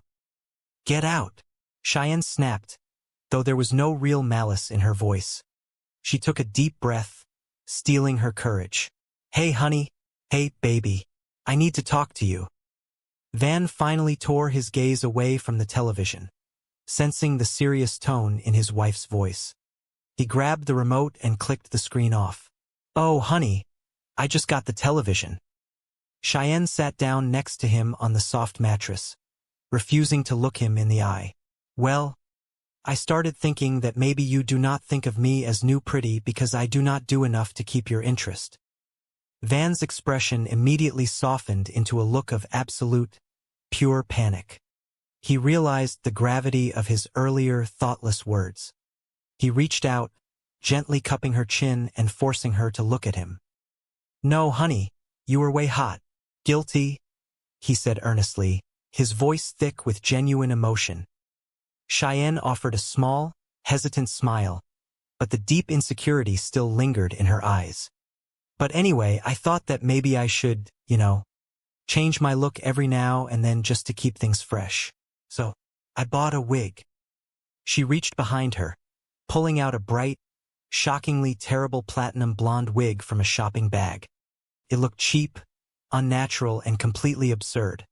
She held it up, looking at Van with a mixture of hope and deep embarrassment. Van stared at the synthetic hair, then up at his beautiful wife. He gently took the wig out of her hands and tossed it onto the floor, completely disregarding it. He moved closer to her, wrapping his arms securely around her waist. Cheyenne, put that down.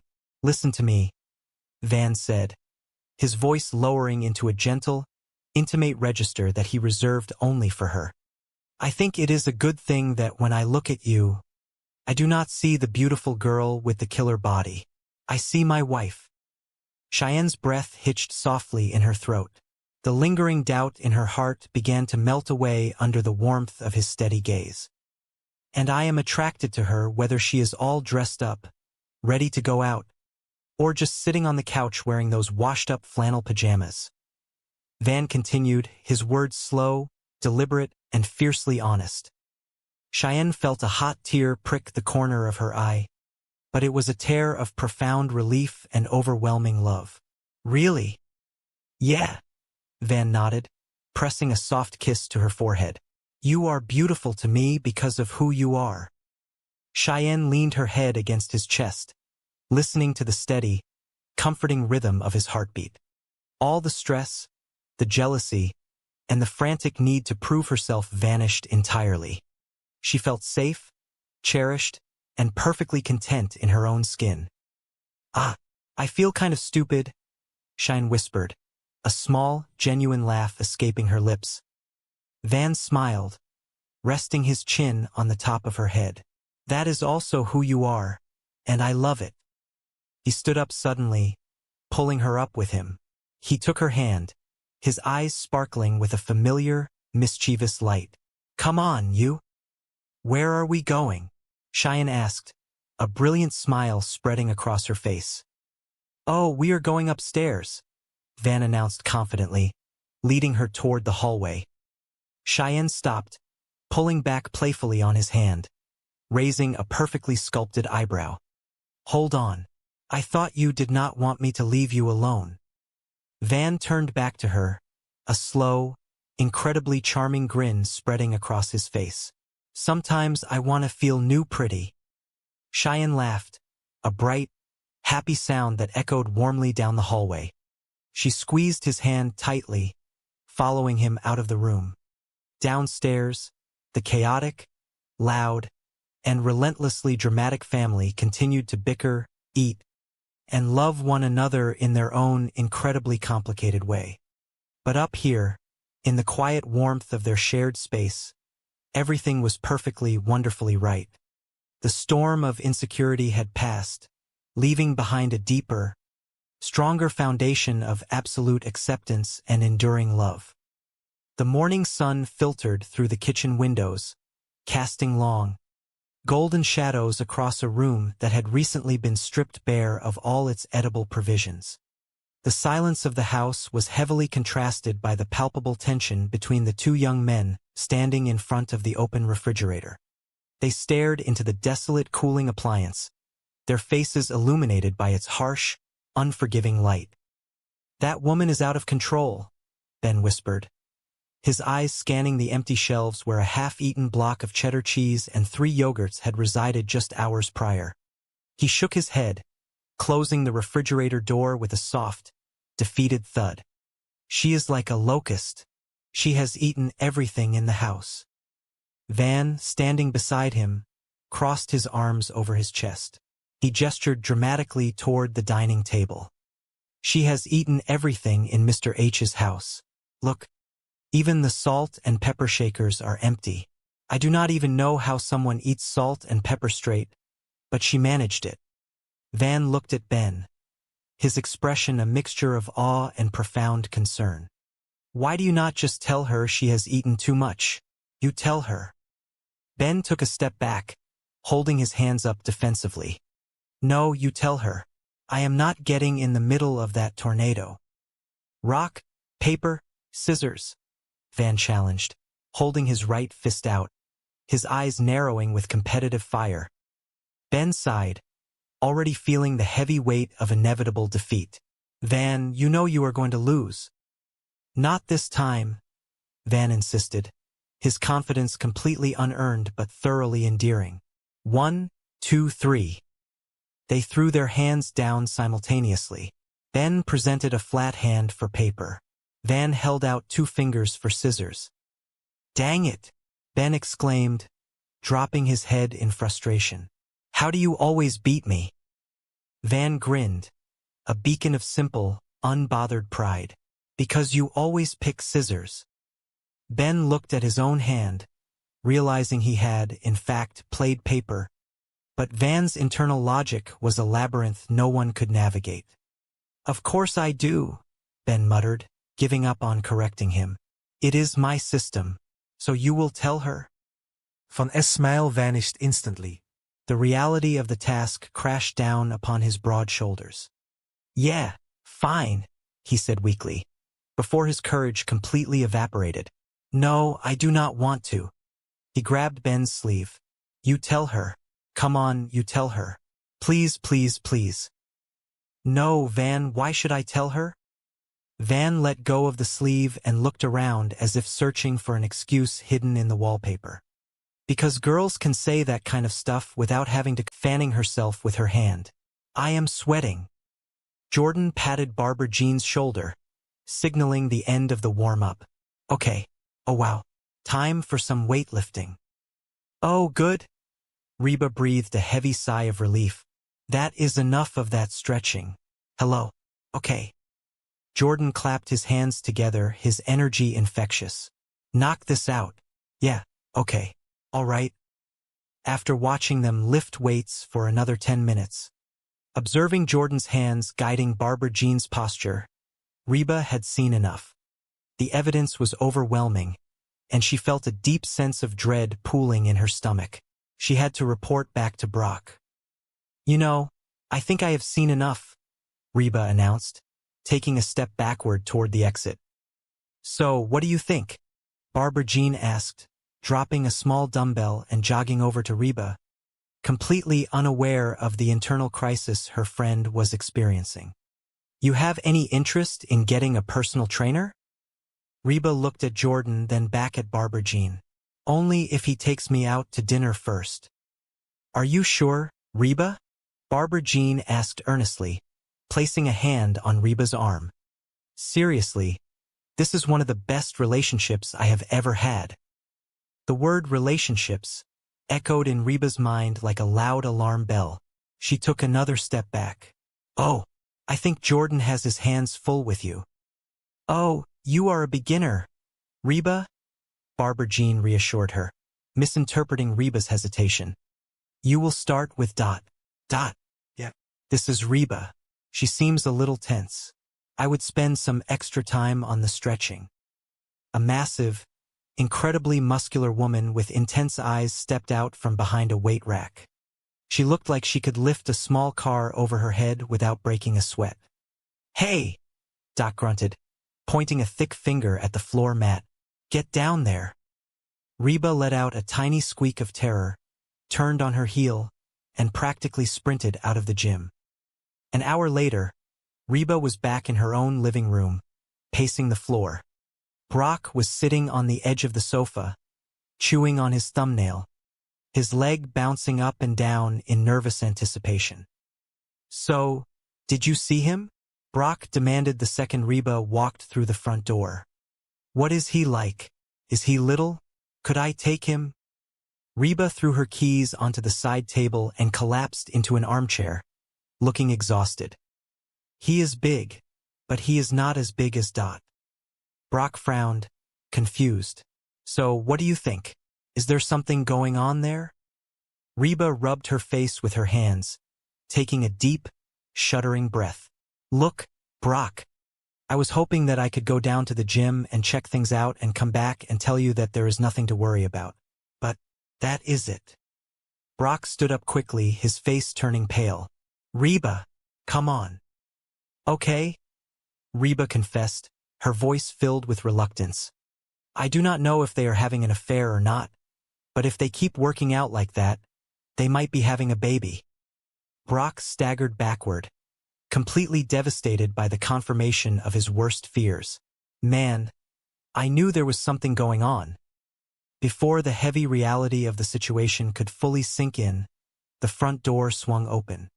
Barbara Jean sauntered into the living room, glowing with post-workout endorphins, a towel draped casually around her neck. Hey, everybody. I am here and I am saying, well, oh, hi, honey, she smiled, walking toward Brock, fully expecting a warm greeting. Brock held up his hand, stopping her in her tracks. His eyes were dark with anger and betrayal. Do not you hi honey me. Barbara Jean stopped smiling, looking genuinely bewildered. What are you talking about? Oh man, Brock groaned, pacing away from her. Did you honestly think that I would not find out about you and Jordan? Barbara Jean's eyes widened in sheer confusion. She looked from Brock to Reba, seeking an explanation. What? We were working out. It was perfectly innocent. Reba, tell him what you saw. Reba immediately stood up, holding her hands up in surrender, desperately wanting to be completely invisible. I do not want to get involved. She said you are having an affair, Brock accused, pointing an accusing finger at his wife. Any more than I already am, Reba muttered under her breath, retreating to the safety of the kitchen doorway. Barbara Jean stared at Brock for a long, heavy moment before bursting into a loud, ringing laugh. The sound was so genuine and completely unbothered that it made Brock pause. Okay, Jordan and I are not having an affair, Barbara Jean declared, wiping a tear of mirth from her eye. He is gay. The living room fell entirely silent. The heavy, dramatic tension that had built up in the room shattered into a million tiny, ridiculous pieces. Brock blinked, his mouth opening and closing a few times before he could form a complete sentence. What? Reba, Do you honestly think I would let a straight man grab my breasts? Reba stepped back into the room, looking highly uncomfortable. Excuse me, he grabbed your breasts. He is gay, Barbara Jean repeated calmly, as if that explained the entire situation perfectly. He was not touching them. He was arranging them. Carry on with your lives. Brock exhaled a massive breath of relief, the tension draining out of his posture instantly. He smiled, looking foolish but incredibly happy. However, Barbara Jean was not finished. The realization of what had just happened began to dawn on her, and the bright, happy demeanor vanished, replaced by a deep, undeniable hurt. No, Reba, everything is not fine, Barbara Jean said, turning her attention away from her husband and locking eyes with Reba. Her voice trembled slightly. I had no idea you were so threatened by the new me. Reba blinked, taken aback by the sudden accusation. The slim waist, the toned legs, the phallus. The phallus, Reba repeated, utterly confused. The girls. Oh, the puppies. Barbara Jean corrected herself, her emotions swirling in a chaotic mess of pride and pain. I am not threatened by you, Reba stated firmly, crossing her arms defensively. Really? Barbara Jean challenged, stepping closer. Yeah, then why did you go down to the gym? What were you spying on me? Reba hesitated. She hated lying, especially when the truth was already painfully obvious. She looked down at the floor, then back up at Barbara Jean's hurt expression. No. Okay. Yes. I went down to the gym because I thought there was something going on between you and Jordan. Why would you think that? Barbara Jean asked, her voice breaking slightly. Because you have changed? Reba admitted, her own frustrations bubbling to the surface. I have not, Barbara Jean protested immediately, shaking her head. Yes, you have, Reba pushed back, her voice growing stronger. Ever since you lost all that weight, you are pushy and obnoxious, and you always want to be the center of attention. A voice from the kitchen softly chimed in. Hello? I have always been that way. Reba paused, looking toward the kitchen where the voice originated, then turned back to Barbara Jean, conceding the point. She kind of got a point there. Yeah. Well, something has changed, Barbara Jean, Reba insisted softly, trying to find the right words to express the complicated shift in their dynamic. Yeah, the way you guys look at me, Barbara Jean said, a solitary tear sliding down her cheek. I am still the same Barbara Jean I always was. I am just less winded. Reba stared at the woman before her. Beneath the new, athletic exterior, beneath the toned muscles and the newfound confidence, it was true. It was still the same loud, somewhat oblivious, but intensely loving woman she had always known. The realization hit Reba hard, bringing with it a wave of sharp guilt. I know she might be right. Could be us, Brock whispered from the corner of the room, looking equally ashamed of his earlier behavior. Reba took a slow, deep breath, letting her defensive posture fall away completely. She walked over to Barbara Jean, her expression softening into one of genuine regret. I am sorry, honey. Reba just got me all worked up. Brock tried to interject, trying to shift the blame, but Reba waved him off. That is. Look, Barbara Jean, Reba started, her voice low and completely honest. The truth is I think I went down to the gym almost hoping that I would find you doing something wrong. You know, anything. So I could feel superior to you and your skinny butt. Reba makes me to spy on those. Stupid. He trailed off, frustrated and unable to articulate his turbulent emotions. Reba watched him struggle, feeling a surprising pang of sympathy. Despite their complicated history, she hated seeing him so vulnerable and lost. She grabbed her keys from the side table. Hard to believe they are supposed to be good for you, she muttered to herself, referring to the complicated nature of relationships and marriages. As Reba walked out the door, she ran into Mrs. H. who was standing on the porch in a bright neon tracksuit, looking equally distressed. "Hey, Mrs. H, you off for your power walk?" Reba asked gently. Mrs. H shook her head, looking utterly exhausted before she even started. "Man, I love old people. Power walking, moving along, swinging their arms, like there is a big sale for false teeth. No, I am not going for my power walk. This whole physical thing is getting everybody acting wacko." "What do you mean?" Reba asked, intrigued.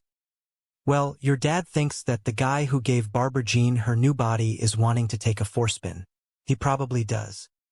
Reba sighed, realizing that the paranoia was spreading through the family like wildfire. "What are you talking about? Guys are pigs. They are dogs. They are all animals. They just care about hot women. They are hot dogs. My point is that when you have a hot lady, you have to keep your guard up at all times," Mrs. H lectured, pointing a stern finger in the air. "I used to," someone muttered from the corner of the porch. "You used to?" "No, baby, do not take it like that. It is just that I have grown into a mature, stable individual. That is all. Well, I do not like it." Reba shook her head, deciding it was best to leave the porch before she got dragged into another existential debate about aging and attraction. She headed toward her car. Where have you been?" she asked herself, contemplating the bizarre turn her day had taken. "I went to get something to eat." Later, Reba found Ben sitting on the front steps, tossing a small rubber ball against the brick wall. She sat down next to him, needing someone level-headed to talk to. So, Ben, you think that Brock might be right about this trainer?" Reba asked, watching the ball bounce back and forth. Ben caught the ball and thought for a moment. "Sure, this guy could be hot for Barbara Jean, but since Barbara Jean is not looking to play, there is no problem, and it is obvious Barbara Jean is not looking." Reba looked at him, surprised by his profound wisdom. "Why is this obvious?"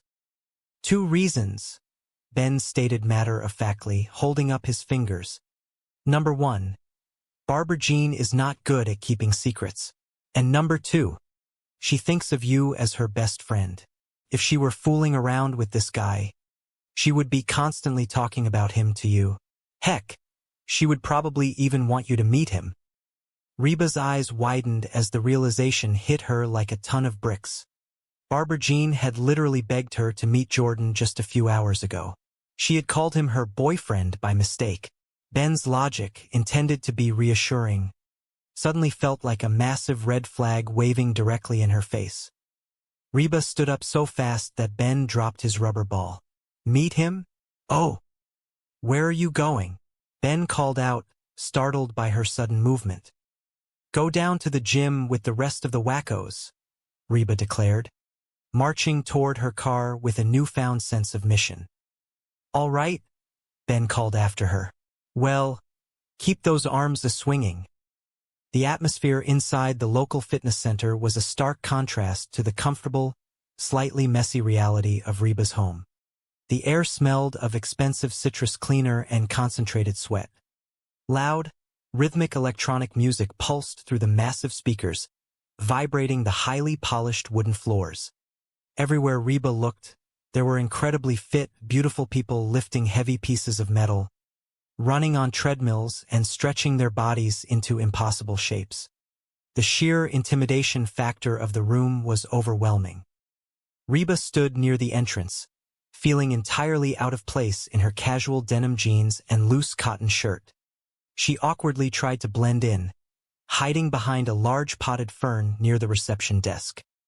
"Man, there is a lot of beautiful people around here," she muttered to herself, her eyes wide as she observed a particularly muscular man doing pull-ups with effortless grace. "You should see them naked in the shower." She instantly regretted the thought, shaking her head to clear the bizarre mental image. Suddenly, she spotted her target. Barbara Jean was across the room, wearing a bright pink athletic top and matching leggings. Standing next to her was a tall, incredibly handsome man with chiseled features, perfect posture, and a smile that belonged in a toothpaste commercial. That had to be Jordan. Reba took a deep breath, stepping out from behind the fern, and slowly made her way across the gym floor, trying to look as casual as a spy could possibly look. "Oh, hey, Reba. You came," Barbara Jean chirped, her face lighting up with genuine delight as she spotted her friend approaching.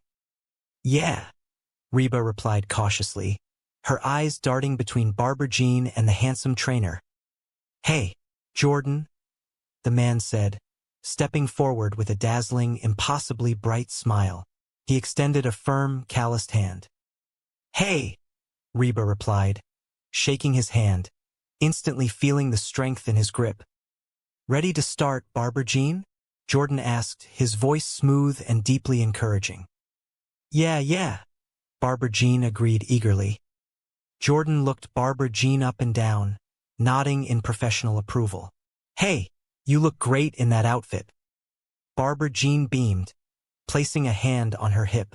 "Oh, well, the other woman is getting kind of baggy. Can you believe her? She did the impossible. She lost all that weight and kept these fellas." She gestured enthusiastically, letting out a series of joyful noises. Oh, oh, oh, oh, oh. Reba stared in pure shock at Barbara Jean's total lack of a filter. "Okay, Jordan, this is my friend, Reba." Jordan turned his dazzling smile back onto Reba. "Hey, I am Jordan." "I am Reba," she replied, her tone guarded, her eyes narrowing slightly as she began her investigation. "So, you going to join us, Reba?" Jordan asked, gesturing toward the rows of complicated-looking machinery. "Oh, I do not know," Reba stammered, stepping back slightly. "I just think that me and my fellows will just watch for a while." "Well, Reba, you are not going to get into shape by just watching," Jordan encouraged her gently, his tone overwhelmingly positive. "Yeah, but you guys have to understand, it has been a while since I have been in a gym like this, and I do not think."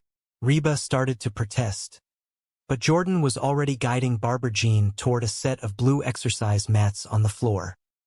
"Hello, there," Jordan called out, taking his position. "Barbara Jean, you really are getting limber. Remember when you could not put your leg over my head?" Reba choked on her own spit, her eyes bugging out of her head. "Remember when I did not want to?" she muttered under her breath, watching the bizarre interaction unfold. Barbara Jean lay on the mat, and Jordan gently lifted her leg, pushing it backward toward her shoulder in a deep stretch. Reba watched, horrified and utterly confused by the physical proximity. Is that legal?" Reba stammered, pointing at the tangled limbs on the mat. "I mean, necessary? It is critical to stretch the muscles out before you exercise them," Jordan explained calmly, entirely focused on his professional duty. "Yeah, otherwise you could really hurt something. Turn over." Barbara Jean flipped onto her stomach without hesitation. "Reba, you need to watch this one. This one is my favorite." Jordan knelt beside Barbara Jean, placing his hands firmly on her back. "All right, now, this gives a good stretch to the back and chest muscles. Really should do this once a day." "Oh, I would do it all day if I could." Barbara Jean sighed happily, her eyes closed in pure relaxation. Reba felt a bead of sweat roll down her neck. The situation was looking incredibly damning. The physical closeness, the casual banter, the undeniable chemistry. It was everything Brock had feared, playing out right in front of her eyes. Is this one of these, gyms that has the heat on real high?" Reba asked loudly, tightly, hoping that the overwhelming display of perfection standing in her kitchen was just a figment of her imagination. "Oh, thank God it was just a nightmare," she whispered to herself. But as she opened her eyes, Barbara Jean was still standing there, practically glowing with energy. "Yoo-hoo, I am here, and I am thin," she repeated, twirling around to show off her new physique. And the nightmare continues. Reba deadpanned, her dry humor masking the complex swirl of emotions rising in her chest. Deep down, Reba knew she was a survivor. She often thought of her life as a constant balancing act. Her roots were planted firmly in the past, cherishing the memories and the foundation she had built, even though her life was currently changing fast. She knew exactly who she was and who she wanted to be. A single mother who worked entirely too hard, who loved her children boundlessly, and who never stopped fighting for them. She possessed gentle hands but the heart of an absolute fighter. The next morning, the kitchen was once again the center of household activity. The sun was bright, and the air held the promise of a new, productive day. "Mom, make us some pancakes," the kids requested, sitting at the table with expectant, hungry eyes. Reba stood by the counter, pulling out a large blender and a terrifying assortment of green vegetables and protein powders. "No, I am making everyone a power smoothie. And this afternoon, I am taking a power walk." "Power walk?" Van, her son-in-law, asked with a teasing grin. "Oh, forget your power cane. Van, that is not nice." Cheyenne, his wife, scolded him gently, swatting his arm. "Mom does aerobics. She could shatter her hip." Reba paused, holding a handful of spinach over the blender, and shot them both a withering look. "And yet, in the blink of an eye, I can make you both homeless." The kitchen fell into a respectful, highly motivated silence. Just then, the front door chimed again. "Hey, everybody," Barbara Jean called out as she glided into the kitchen. "I am here and I am." "Oh, shut up and have a donut," Reba interrupted, holding up a glazed pastry in a desperate attempt to stop the inevitable bragging. Barbara Jean waved the donut away with a perfectly manicured hand, looking horrified at the mere suggestion of sugar. "Oh, Reba, you are not still trying to lose weight by drinking those power smoothies, are you? Jordan, my trainer, says that those are loaded with hidden carbohydrates." Reba took a slow, deep breath, setting the spinach down. "Barbara Jean, I am all for adopting a healthy new lifestyle. But seriously, I mean, there has to be some sort of—" Reba paused, noticing that Van was staring blankly at Barbara Jean, completely mesmerized. Reba snapped her fingers. "Will you stop staring at her?" Van blinked, snapping out of his trance. "What? We have been staring at her for, like, the past 2 hours." "Well, she is pretty," Cheyenne admitted, her voice carrying a slight hint of insecurity as she looked at her husband. "I am pretty," Cheyenne added, seeking validation. "Well, of course you are," Van replied quickly, turning to his wife. "You have always been pretty, but she is new pretty." Reba groaned, rubbing her temples. "Oh, Van, that is such a funny story you can tell to your next wife." Barbara Jean, entirely oblivious to the marital tension she was causing, leaned in with a bright smile. "Van, you really think that I am new pretty?" "Oh, yeah," Van nodded earnestly. "You are like a bleached-out Halle Berry." "Thank you," Barbara Jean giggled, flipping her hair over her shoulder. "You are welcome. I am going to go make some calls," Van said, seemingly proud of his bizarre compliment as he wandered out of the room. Cheyenne looked visibly deflated, her shoulders sinking. Barbara Jean noticed and immediately tried to comfort her. "Oh, Cheyenne, do not be upset. You are still hot. You are like a bleached-out Jan Brady." Cheyenne stared at her, unamused. "Januari Jan Brady. I am Marcia. Marcia, Marcia, Marcia." She huffed and stormed out of the kitchen, leaving Reba and Barbara Jean alone. Barbara Jean turned her attention back to Reba, her eyes sparkling with excitement. "So, Reba, I got an idea. You should come down to the gym and meet Jordan, my trainer. Seriously, he will change your life. I mean, he is so much more than a personal trainer. He taught me how to work out and eat right. We go over the clothes I am going to wear, the movies I am going to see. Reba raised an eyebrow, crossing her arms over her chest. Whoa, the movies you are going to see? What does that have to do with you getting in shape? Oh, nothing, Barbara Jean replied breezily, waving her hand. We just have the same sense of humor. That Tim Allen just kills us. I mean, whether he is playing a dog or Santa Claus, you just buy it. So, you will come meet Jordan. No, Reba answered flatly, without a second of hesitation. Oh, come on, Reba, Barbara Jean pleaded, pouting slightly. I want my best girlfriend to meet my best boyfriend, she gasped, covering her mouth with her hand. Boyfriend? Oh, whoops, that came out wrong. Reba stared at her, analyzing the slip of the tongue, but decided not to press the issue just yet. Oh, well, thanks anyway, but I am just going to be here with my smoothie. Delicious, just like fruit gravy. She took a sip of the green liquid and grimaced, forcing herself to swallow it. Later that afternoon, the house was quieter. Brock, Barbara Jean's husband, walked into the living room, looking unusually tense and distressed. He paced back and forth, rubbing the back of his neck. When Barbara Jean came down the stairs, dressed in another sleek workout outfit, his face fell. Oh, hey, Barbara Jean, Brock said, trying to sound casual. Here you are.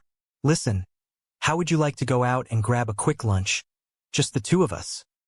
Barbara Jean adjusted her gym bag on her shoulder, giving him a quick, apologetic smile. Oh, honey, I cannot. I am going to the gym.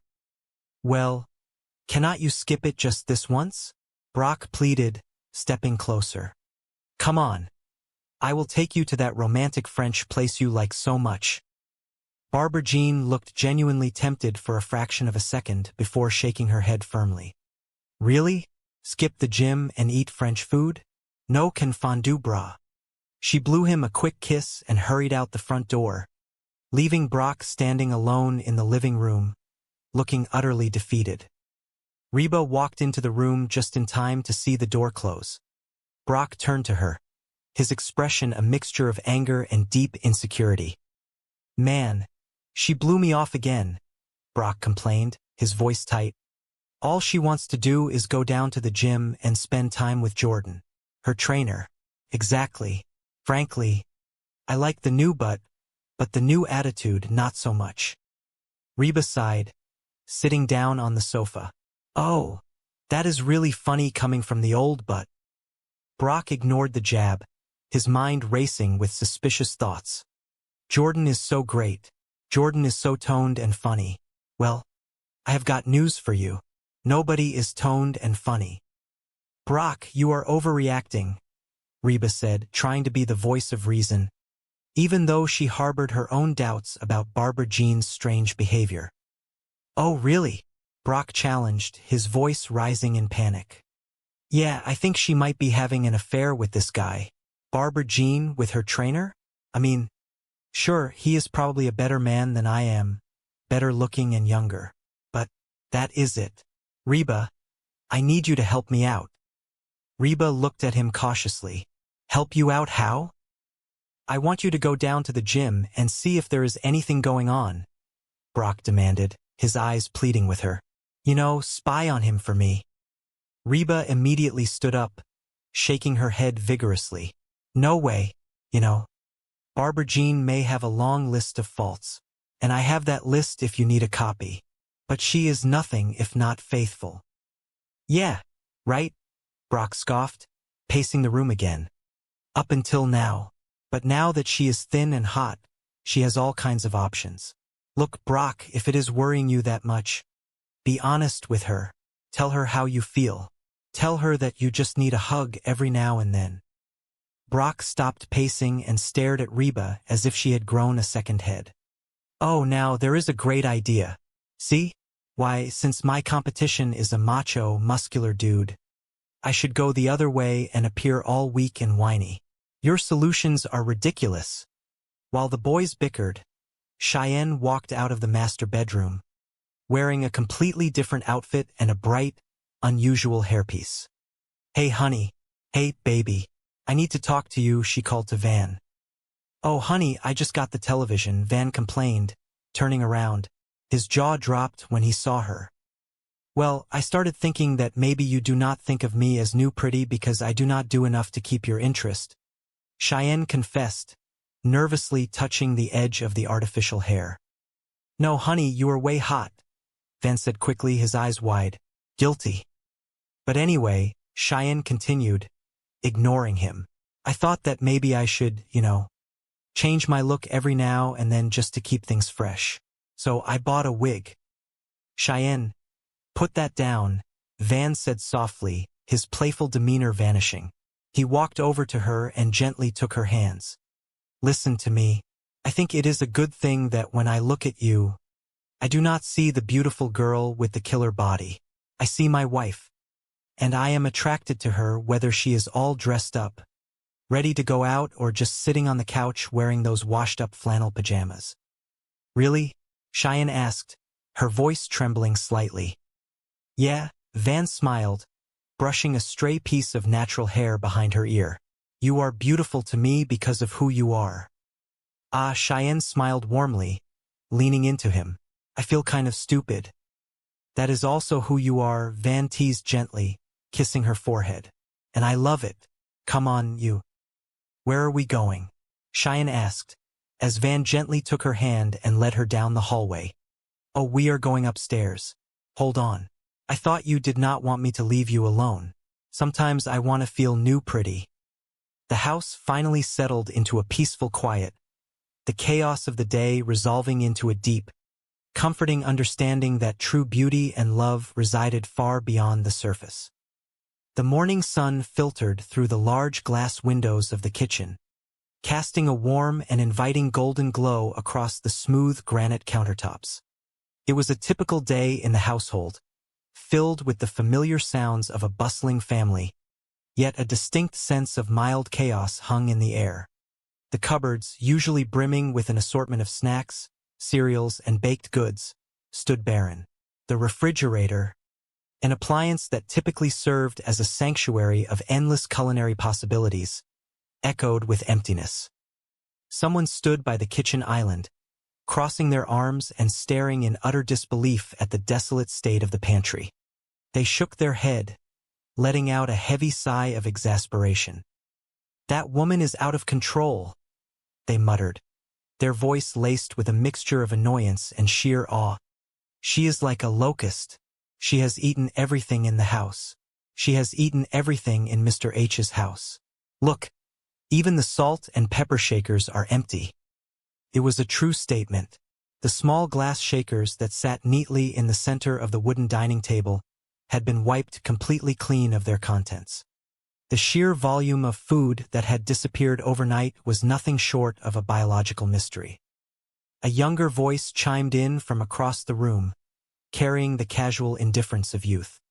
Why do you not just tell her she has eaten too much? You tell her. No, you tell her, came the immediate and defensive reply.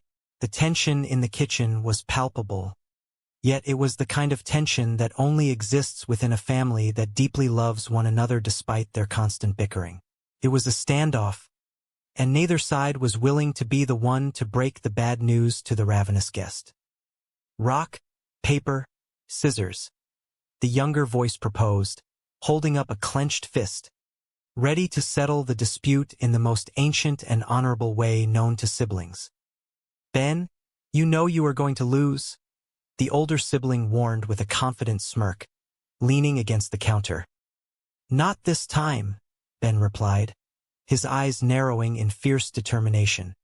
He pumped his fist in the air to establish the rhythm. 1, 2, 3. As their hands shot forward to reveal their choices, a loud groan echoed through the kitchen. Ben stared at his defeated hand in frustration. Dang it, how do you always beat me? Ben complained, dropping his arms to his sides. Because you always pick scissors, the winner replied with a smug smile. Of course I do, it is my system. So you will tell her? Yeah, fine, Ben mumbled, his shoulders slumping in defeat, but almost immediately, panic set in. No, I do not want to. you tell her. Come on, you tell her. Please, please, please. No, Ben, why should I tell her? Because girls can say that kind of stuff without having to come across like all they care about are looks, Ben reasoned, grasping at any logical straw he could find to get out of the uncomfortable situation. He paused, looking at his sister, and added a quick, strategic compliment. By the way, you have been looking hot lately. Oh, you, she replied, rolling her eyes but unable to hide a small, flattered smile. At that moment, the matriarch of the house walked into the kitchen. Reba, a woman whose resilience was matched only by her sharp wit, took one look at the squabbling children and sighed. She carried the weight of the household on her shoulders, but she did so with a fierce, unwavering love. Look, sweetie, why do I not tell her? Reba offered, stepping in to diffuse the situation. Thank you, Ben breathed out, immensely relieved that he had been spared from the awkward confrontation. Before the conversation could continue, the front door swung open, and an enthusiastic voice filled the hallway. Hey, hey, hey, guess who Luigi gave the free pizza to? It was the grandmother, bursting into the kitchen with a large, square cardboard box resting proudly on her hands. The rich, savory aroma of melted cheese, robust tomato sauce, and baked dough instantly flooded the room, making everyone's mouth water despite the earlier conversation about eating too much. Luigi does not have to roll it out of the bed every morning, Reba noted with a dry, knowing tone. You know, Mom, we really do not need another pizza. I mean, it is really just the three of us. Oh, I know, but I had to take it, her mother insisted, setting the heavy box down onto the kitchen island with a triumphant thud. It was free. Somebody will eat it. Oh, dibs, Ben shouted immediately, abandoning his previous concerns about the lack of food in favor of claiming the hot, cheesy prize. Reba looked around the kitchen, her eyes resting on the greasy pizza box, then on her family. A sudden wave of clarity washed over her. The constant cycle of junk food, empty pantries, and lethargy needed to stop. She clapped her hands together, demanding attention. You know what, Mom? I am thinking maybe we should all try and get a little healthier around here, Reba announced, her voice firm with newfound resolve. What are you talking about? Her mother scoffed, looking genuinely offended by the suggestion. I am very healthy. Suddenly, the kitchen door burst open again. A woman stumbled in, carrying what appeared to be another massive haul of snacks. It was Mrs. H, continuing her unrelenting campaign against the kitchen pantry. All right, that is it, Mrs. H, Reba commanded, stepping forward. Drop it, Mrs. H. Drop it, drop it, drop it. Reluctantly, the snacks fell to the floor. Reba looked at her with deep, genuine concern. Monsieur H, I cannot stand to see you do this to yourself. It is like you are trying to eat yourself to death. Why? What happened to you? What is different? Before anyone could answer the profound question, a loud, musical voice echoed from the front hallway, completely shattering the serious atmosphere. You who? I am here, and I am thin. Everyone in the kitchen froze. They turned their heads toward the archway leading to the living room. Stepping into the light was Barbara Jean. The woman who stood before them was virtually unrecognizable. The comfortable, slightly chaotic aura that usually surrounded her had been replaced by a sleek, radiant, and incredibly toned figure. She wore a fitted athletic outfit that accentuated her dramatic transformation. She stood tall, beaming with an overwhelming sense of pride and overflowing confidence. A stunned silence fell over the kitchen. The family just stared, their jaws slightly dropped. Yeah, thin as a stick, and dumb as one, someone whispered in the background, unable to process the visual shock. Yikes, another family member muttered. What is eating Cooper grape? Look at that. They look like the number 10. For a brief, surreal moment, Reba closed her eyes. wiping sweat from his forehead with a pristine white towel. "Hey," he said charmingly. Jordan, Barbara Jean cooed, gazing up at him with admiration. "Hey," Jordan replied, returning her gaze. "Ready to start, Barbara Jean?" Yeah, Barbara Jean nodded eagerly. "Hey, you look great in that outfit," Jordan complimented smoothly. "Oh, well, the other woman is getting kind of baggy," Barbara Jean laughed, touching her stomach. "Can you believe her? She did the impossible. She lost all that weight and kept these fellows." "Okay, Jordan." Barbara Jean turned to Reba, presenting the large man. "Jordan, this is my friend, Reba." "Hey, I am Jordan," the man said, extending a strong, calloused hand. "I am Reba," she replied, shaking his hand hesitantly. "So, you gonna join us, Reba?" Jordan offered, motioning to the open space on the mat. "Oh, I do not know," Reba stammered, taking a step back. "I just think that me and my fellows will just watch for a while." "Well, Reba, you are not going to get into shape by just watching," Jordan encouraged, flashing his brilliant smile again. "You need to sweat a little." "Yeah, but you guys have to understand, it has been a while since I have been in a gymnasium like this," Reba explained, glancing around at the intimidating equipment. "And I do not think—" "Hello." There, Jordan interrupted, turning his attention back to Barbara Jean, who was now lying flat on the mat. "Barbara Jean, you really are getting limber. Remember when you could not put your leg over my head? Remember when I did not want to?" Barbara Jean giggled loudly. Reba watched in shock as Jordan grabbed Barbara Jean by the ankle and began pushing her leg into a highly unusual and seemingly intimate angle. "Is that legal?" Reba sputtered, pointing at them. "I mean, necessary? It is critical to stretch the muscles out before you exercise them," Jordan explained professionally, not breaking eye contact with Barbara Jean. "Yeah. Otherwise, you could really hurt something. Turn over." Barbara Jean flipped onto her stomach. "Reba, you need to watch this one. This one is my favorite." "All right," Jordan instructed, straddling Barbara Jean and pulling her arms back until her chest lifted off the ground. "Now, this gives a good stretch to the back and chest muscles. Really should do this once a day." "Oh, I would do it all day if I could," Barbara Jean moaned dramatically. Is this one of these gymnasiums that has the heat on real high?" Reba asked, pulling at the collar of her shirt, her face turning red. "I am sweating." "Okay. Oh, wow. Time for some weightlifting." "Oh, good. That is enough of that stretching." "Hello. Okay. Knock this out." "Yeah, okay. All right. I think I have seen enough." "So, what do you think?" Barbara Jean asked, sitting up. "You have any interest in getting a personal trainer?" "Only if he takes me out to dinner first," Reba shot back, her voice tight. "Are you sure, Reba?" Barbara Jean pressed, oblivious to the sarcasm. "Seriously, this is one of the best relationships I have ever had." "Oh," Reba nodded slowly, absorbing the information. "I think Jordan has his hands full with you."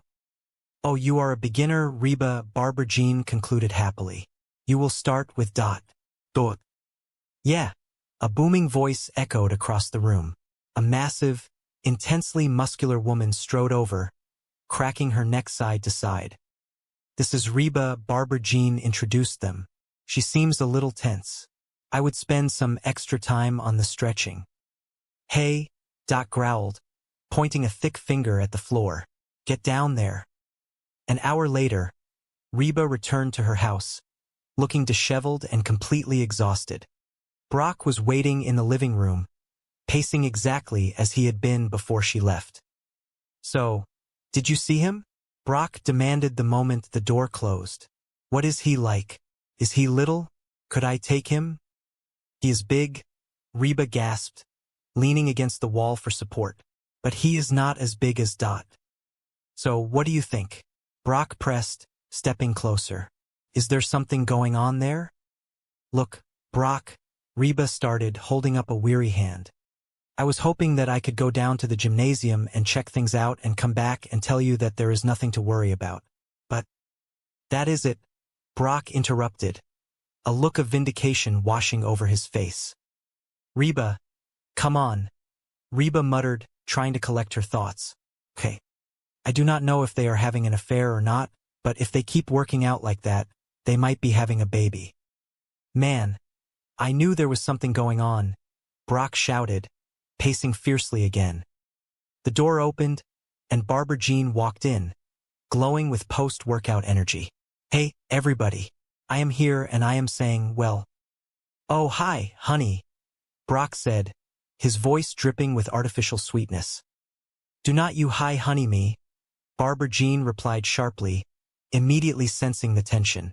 What are you talking about? Oh man, Brock exploded, unable to hold it in any longer. Did you honestly think that I would not find out about you and Jordan? What? Barbara Jean gasped, her eyes widening. We were working out. It was perfectly innocent. Reba, tell him what you saw. I do not want to get involved, Reba muttered, backing away toward the kitchen. She said you are having an affair, Brock accused, pointing a finger at his wife. Any more than I already am, Barbara Jean fired back. Okay, Jordan and I are not having an affair. He is gay. What? Brock stopped dead in his tracks. Reba, do you honestly think I would let a straight man grab my breasts? Barbara Jean demanded, turning her furious gaze on Reba. Excuse me, Brock choked out, his face turning pale. He grabbed your breasts? He is gay. He was not touching them. He was arranging them, Barbara Jean clarified defensively. Carry on with your lives. No, Reba, Barbara Jean turned back, refusing to let the issue drop. Everything is not fine. I had no idea you were so threatened by the new me. The slim waist, the toned legs, the fellows. The fellows? Reba asked, bewildered. The girls, Barbara Jean corrected herself. Oh, the puppies. I am not threatened by you, Reba stated firmly. Really? Barbara Jean challenged, crossing her arms. Yeah. Then why did you go down to the gymnasium? What were you spying on me? No, Reba lied quickly, before her conscience got the better of her. Okay, yes. I went down to the gymnasium because I thought there was something going on between you and Jordan. Why would you think that? Barbara Jean asked, genuinely hurt. Because you have changed, Reba admitted softly. I have not, Barbara Jean protested. Yes, you have, Reba insisted, her voice gaining strength. Ever since you lost all that weight, you are pushy and obnoxious, and you always want to be the center of attention. Hello, Barbara Jean scoffed, gesturing broadly to herself. I have always been that way. Brock scratched the back of his neck, looking between the two women. She kinda got a point there, he mumbled. Yeah, well, something has changed, Barbara Jean, Reba continued, stepping closer. Yeah, Barbara Jean agreed softly, her confident facade cracking slightly. The way you guys look at me, I am still the same Barbara Jean I always was. I am just less winded. Reba paused, looking into Barbara Jean's eyes. She saw the familiar vulnerability hiding beneath the new exterior. I know she might be right, Reba turned to Brock. Could be us. I am sorry, honey, Brock sighed, stepping forward and taking his wife's hands. Reba just got me all worked up. That is. Look, Barbara Jean. Reba sighed heavily, resigning herself to total honesty. The truth is I think I went down to the gymnasium almost hoping that I would find you doing something wrong. You know, anything. So I could feel superior to you and your skinny behind. So I am sorry. Sorry? Barbara Jean whispered, her eyes filling with tears. Yeah. This is great. For the first time since we have known each other, you want to be me. I do not want to be you, Reba corrected quickly. I know, Barbara Jean squealed, her previous joy returning tenfold. It is even better. You want to look like me. Hey, where are you going? Brock asked as Reba quickly turned and headed for the door. Just gonna go grab something to eat, Reba called over her shoulder. I will see you next year. Upstairs in the hallway, Ben and Van were standing near the television room. Hey buddy, Van said, looking at the screen. What are we watching? No, we are not, Ben replied stubbornly. Want a rock, paper, scissor for it? Van challenged with a smirk. Let us go. You are gonna pick scissors, are not you? Ben narrowed his eyes. Get out. Practically danced into the house. Hey, everybody. I am here and I am. Oh, shut up and have a donut. Reba interrupted, holding out a pastry box. Oh, Reba, Barbara Jean said, waving the box away with a manicured hand. You are not still trying to lose weight by drinking those power smoothies, are you? Jordan, my trainer, says that those are loaded with hidden carbohydrates. Barbara Jean, I am all for adopting a healthy new lifestyle, Reba said, leaning against the counter. But seriously, I mean, there has to be some sort of... Reba trailed off, noticing that Van was staring at Barbara Jean with wide, unblinking eyes. Will you stop staring at her? Reba snapped at Van. What? Van asked, blinking rapidly. We have been staring at her for like the past 2 hours. Well, she is pretty. I am pretty, Barbara Jean beamed, striking a pose. Well, of course you are, Reba said, trying to maintain her patience. You have always been pretty. But she is new pretty. Oh, Van, that is such a funny story you can tell to your next wife, Cheyenne said, glaring at her husband. Van, you really think that I am new pretty? Barbara Jean asked, batting her eyelashes. Oh yeah, Van nodded enthusiastically. You are like a bleached-out Halle Berry. Thank you, Barbara Jean squealed. You are welcome, Van replied, oblivious to his wife's mounting fury. I am going to go make some calls. As Van left the room, Ben turned to Barbara Jean. So, Barbara Jean, Ben started tentatively. Yeah. Is it true that when you lose a bunch of weight you want to do, bounce, bounce? Van, Cheyenne yelled, her face turning red. Oh, Cheyenne, do not be upset, Van called from the other room, returning to the doorway. You are still hot. You are like a bleached-out Jan Brady. Januari Jan Brady. Cheyenne crossed her arms, fuming. I am Marcia. Marcia, Marcia, Marcia. So, Reba, Barbara Jean said, smoothly changing the subject. I got an idea. You should come down to the gymnasium and meet Jordan, my trainer. Seriously, he will change your life. I mean, he is so much more than a personal trainer. He taught me how to work out and eat right. We go over the clothes I am going to wear, the movies I am going to see. Whoa! Reba interrupted, holding up a hand. The movies you are going to see? What does that have to do with you getting in shape? Oh, nothing, Barbara Jean giggled. We just have the same sense of humor. That Tim Allen just kills us. I mean, whether he is playing a dog or Santa Claus, you just buy it. So, you will come meet Jordan? No, Reba said flatly, taking a sip of her brightly colored smoothie. Oh, come on, Reba. I want my best girlfriend to meet my best boyfriend, Barbara Jean pleaded, before slapping her hand over her mouth. Boyfriend? Oh, whoops. That came out wrong. Well, thanks anyway, Reba said, forcing a tight smile. But I am just going to be here with my smoothie. Delicious, just like fruit gravy. A few hours later, the house was quieter. Reba was wiping down the counters when Mr. H. Brock walked into the kitchen. He looked anxious, his shoulders tense as he paced back and forth across the linoleum floor.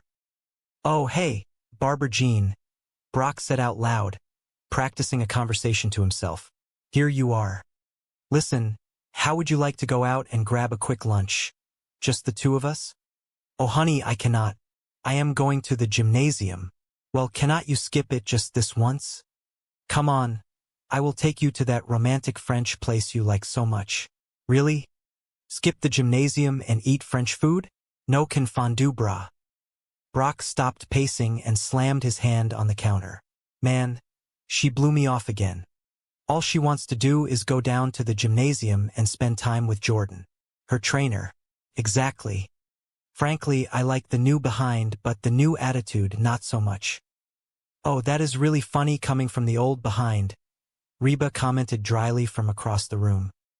Brock ignored the insult, his mind racing with paranoia. Jordan is so great, Brock mocked in a high-pitched voice. Jordan is so toned and funny. Well, I got news for you. Nobody is toned and funny.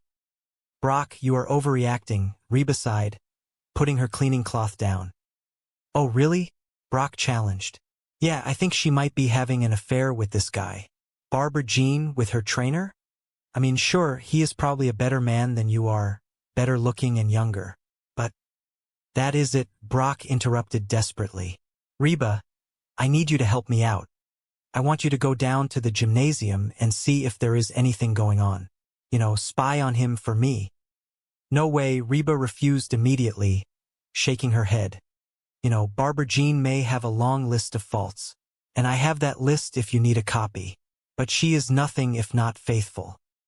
Yeah, right, Brock scoffed, pacing again. Up until now. But now that she is thin and hot, she has all kinds of options.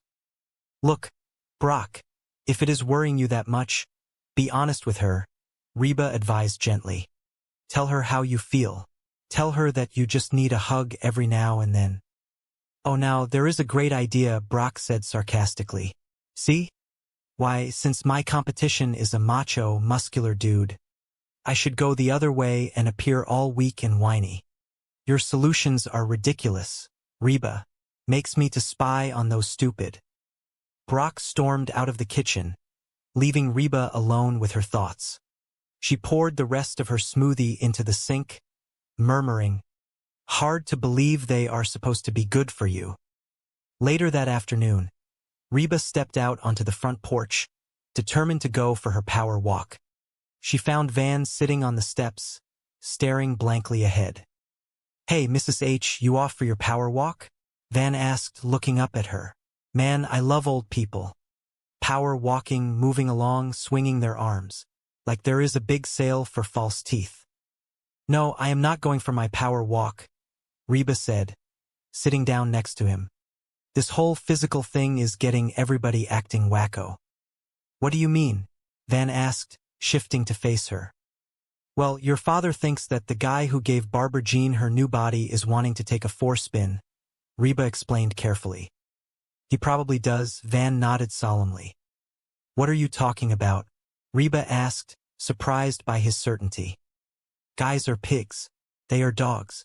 They are all animals, Van stated, as if reciting a well-known fact. They just care about hot women. They are hot dogs.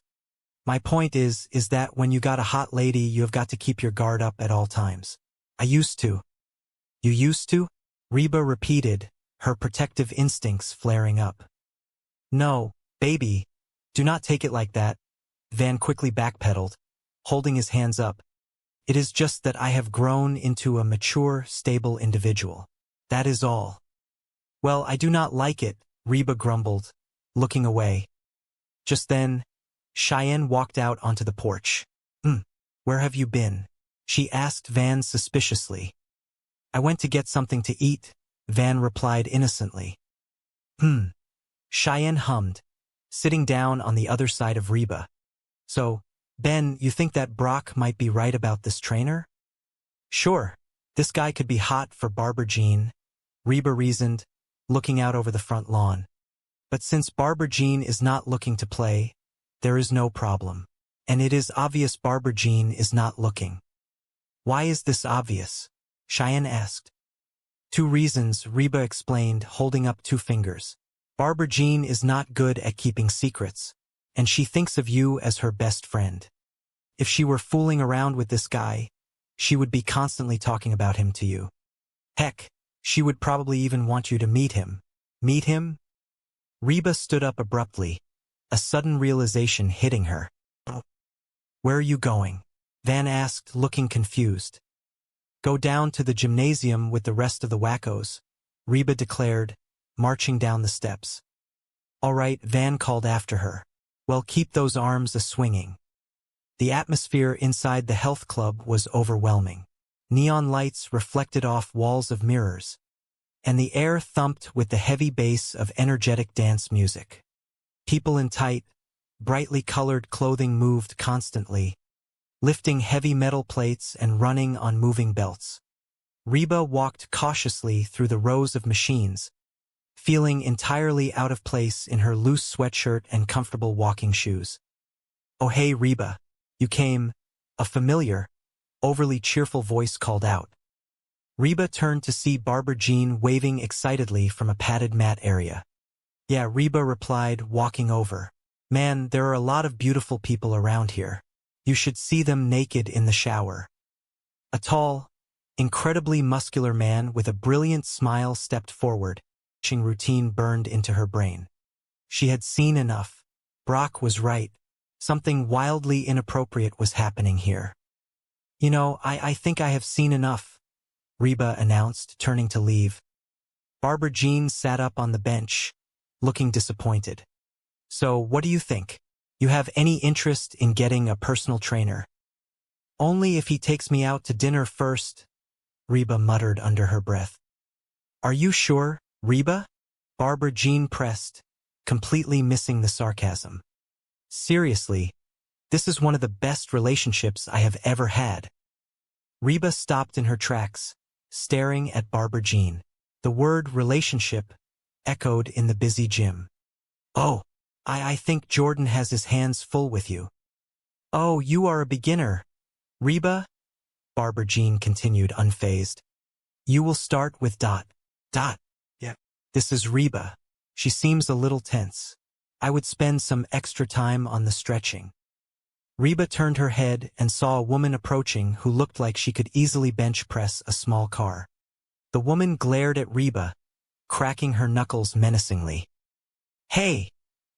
Barked, her voice deep and gravelly. Get down there. Reba did not wait for further instruction. She bolted for the exit, fleeing the gym as fast as her legs could carry her.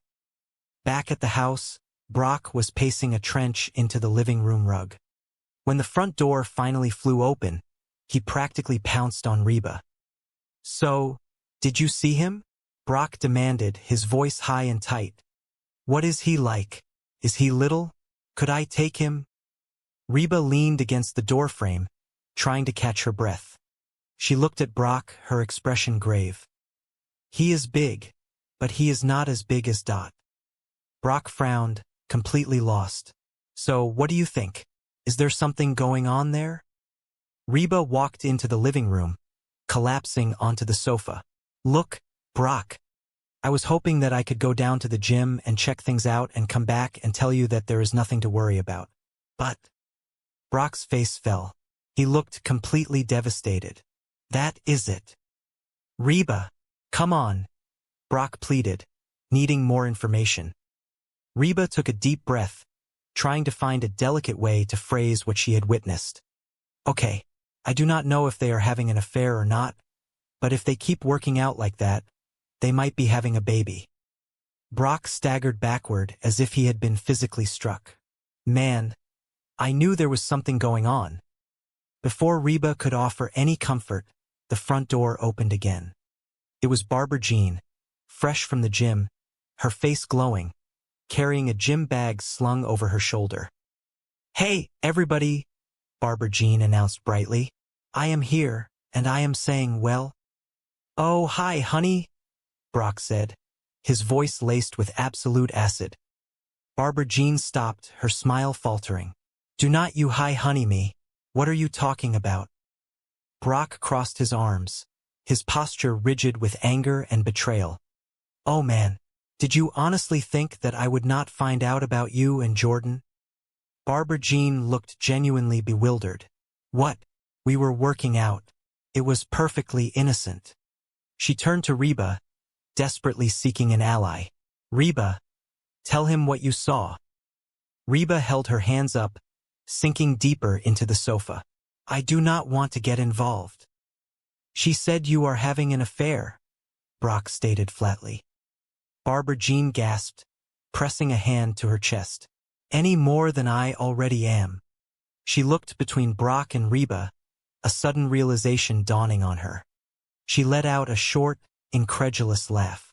Okay, Jordan and I are not having an affair. He is gay.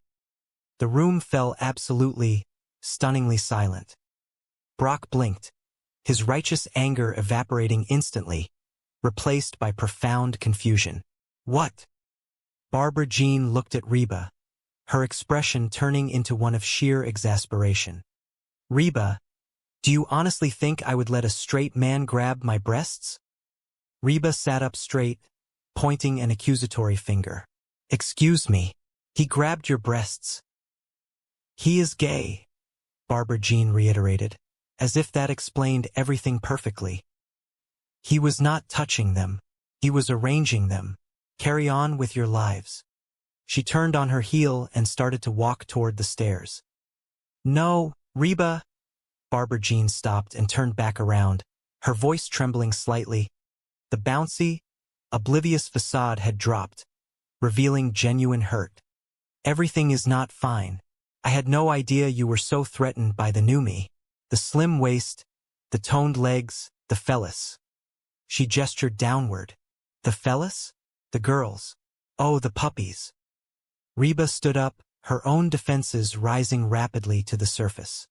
She hated feeling vulnerable, especially in front of Barbara Jean. I am not threatened by you. Barbara Jean crossed her arms, fixing Reba with a challenging stare. Really? Yeah, Reba insisted, her voice tight. Then why did you go down to the gym? Barbara Jean demanded. What, were you spying on me? Reba hesitated. She looked at Brock, who was suddenly finding the pattern on the rug completely fascinating. No. She paused, letting out a long, heavy sigh. The truth was going to hurt, but the lie was exhausted. Okay. Yes. I went down to the gym because I thought there was something going on between you and Jordan. Why would you think that? Barbara Jean asked, genuinely hurt. Reba looked at her, the frustration of the past few weeks finally boiling over. Because you have changed. I have not, Barbara Jean protested immediately. Yes, you have, Reba countered, her voice growing stronger. Ever since you lost all that weight, you are pushy and obnoxious, and you always want to be the center of attention. Barbara Jean looked offended. Hello? I have always been that way. Brock finally looked up from the rug, nodding slowly. She kind of got a point there. Reba ignored him, keeping her focus on Barbara Jean. Yeah, well, something has changed, Barbara Jean. Barbara Jean softened slightly, looking down at her hands. Yeah, the way you guys look at me, I am still the same Barbara Jean I always was. I am just less winded. Reba looked at her, really looked at her. Beneath the new clothes and the toned muscles, it was still the same sweet, slightly overbearing, well-meaning woman who drove Reba absolutely crazy but who had fundamentally become a part of their chaotic family unit. Reba sighed, the fight completely leaving her body. I know she might be right. Could be us. She looked at Brock, who gave a small, contrite nod. I am sorry, honey, Brock said quietly to his wife. Reba just got me all worked up. That is. Reba cut him off before he could throw her completely under the bus. Look, Barbara Jean. The truth is I think I went down to the gym almost hoping that I would find you doing something wrong. She looked down at the floor, feeling a deep sense of shame. You know, anything, so I could feel superior to you and your skinny butt. So, I am sorry. Barbara Jean stared at Reba, her eyes wide. Sorry. Yeah, Reba mumbled, expecting anger or gloating. Instead, a massive, brilliant smile broke across Barbara Jean's face. She clapped her hands together in sheer delight. This is great. For the first time since we have known each other, you want to be me. Reba's head snapped up, appalled. I do not want to be you. I know, Barbara Jean squealed, entirely ignoring Reba's protest. It is even better. You want to look like me. She practically skipped over to Reba, throwing her arms open for a hug that Reba awkwardly accepted. Reba pulled away quickly. Hey, where are you going? Just going to go grab something to eat, Barbara Jean announced happily, grabbing her purse. I will see you next year. She strutted out of the room, leaving a stunned Reba and Brock in her wake. Upstairs, the atmosphere was considerably quieter. Van was sitting on the edge of the bed, staring blankly at the television screen. The volume was low, casting a flickering light across the darkened room. Cheyenne stood in the doorway, taking a deep breath before stepping inside. She felt incredibly nervous, completely unlike her usual self. "Hey, buddy," Van said warmly, turning his head as she walked in. "What are we watching?" Cheyenne shook her head. "No, we are not. Want a rock, paper, scissor for it? Let us go." Van grinned, holding up his fist. "You are going to pick scissors, are not you? Get out." Cheyenne laughed softly. "Eye on him for me." Reba recoiled as if he had just asked her to rob a bank. "No way, you know. Barbara Jean may have a long list of faults, and I have that list if you need a copy. But she is nothing if not faithful." "Yeah, right?" Brock scoffed miserably. "Up until now. But now that she is thin and hot, she has all kinds of options." Reba softened slightly, seeing the genuine pain in his eyes. "Look, Brock, if it is worrying you that much, be honest with her. Tell her how you feel. Tell her that you just need a hug every now and then." Brock rolled his eyes. "Oh, now there is a great idea. See? Why, since my competition is a macho, muscular dude, I should go the other way and appear all weak and whiny. Your solutions are ridiculous. Reba makes me to spy on those. Stupid." He gestured vaguely at the green smoothie glass still sitting on the table. "Hard to believe they are supposed to be good for you." Before Reba could argue further, Van sauntered into the room. He looked at Reba, then at the empty glass. "Hey, Mrs. H, you off for your power walk?" He chuckled to himself. "Man, I love old people. Power walking, moving along, swinging their arms, like there is a big sale for false teeth." Reba glared at him. "No, I am not going for my power walk. This whole physical thing is getting everybody acting wacko." "What do you mean?" Van asked, dropping into a chair. "Well, your dad thinks that the guy who gave Barbara Jean her new body is wanting to take a forespin," Reba explained, gesturing toward Brock. Van nodded slowly, processing the information. "He probably does." Reba and Brock both looked at him. "What are you talking about?" Reba asked. Van leaned forward, suddenly adopting the tone of a seasoned philosopher of human nature. "Guys are pigs. They are dogs. They are all animals. They just care about hot women. They are hot dogs." He nodded sagely. "My point is that when you got a hot lady, you got to keep your guard up at all times." Brock looked at Van, somewhat offended. "I used to." "You used to?" Van repeated, confused. "No, baby, do not take it like that," Brock said quickly, realizing how that sounded. "It is just that I have grown into a mature, stable individual.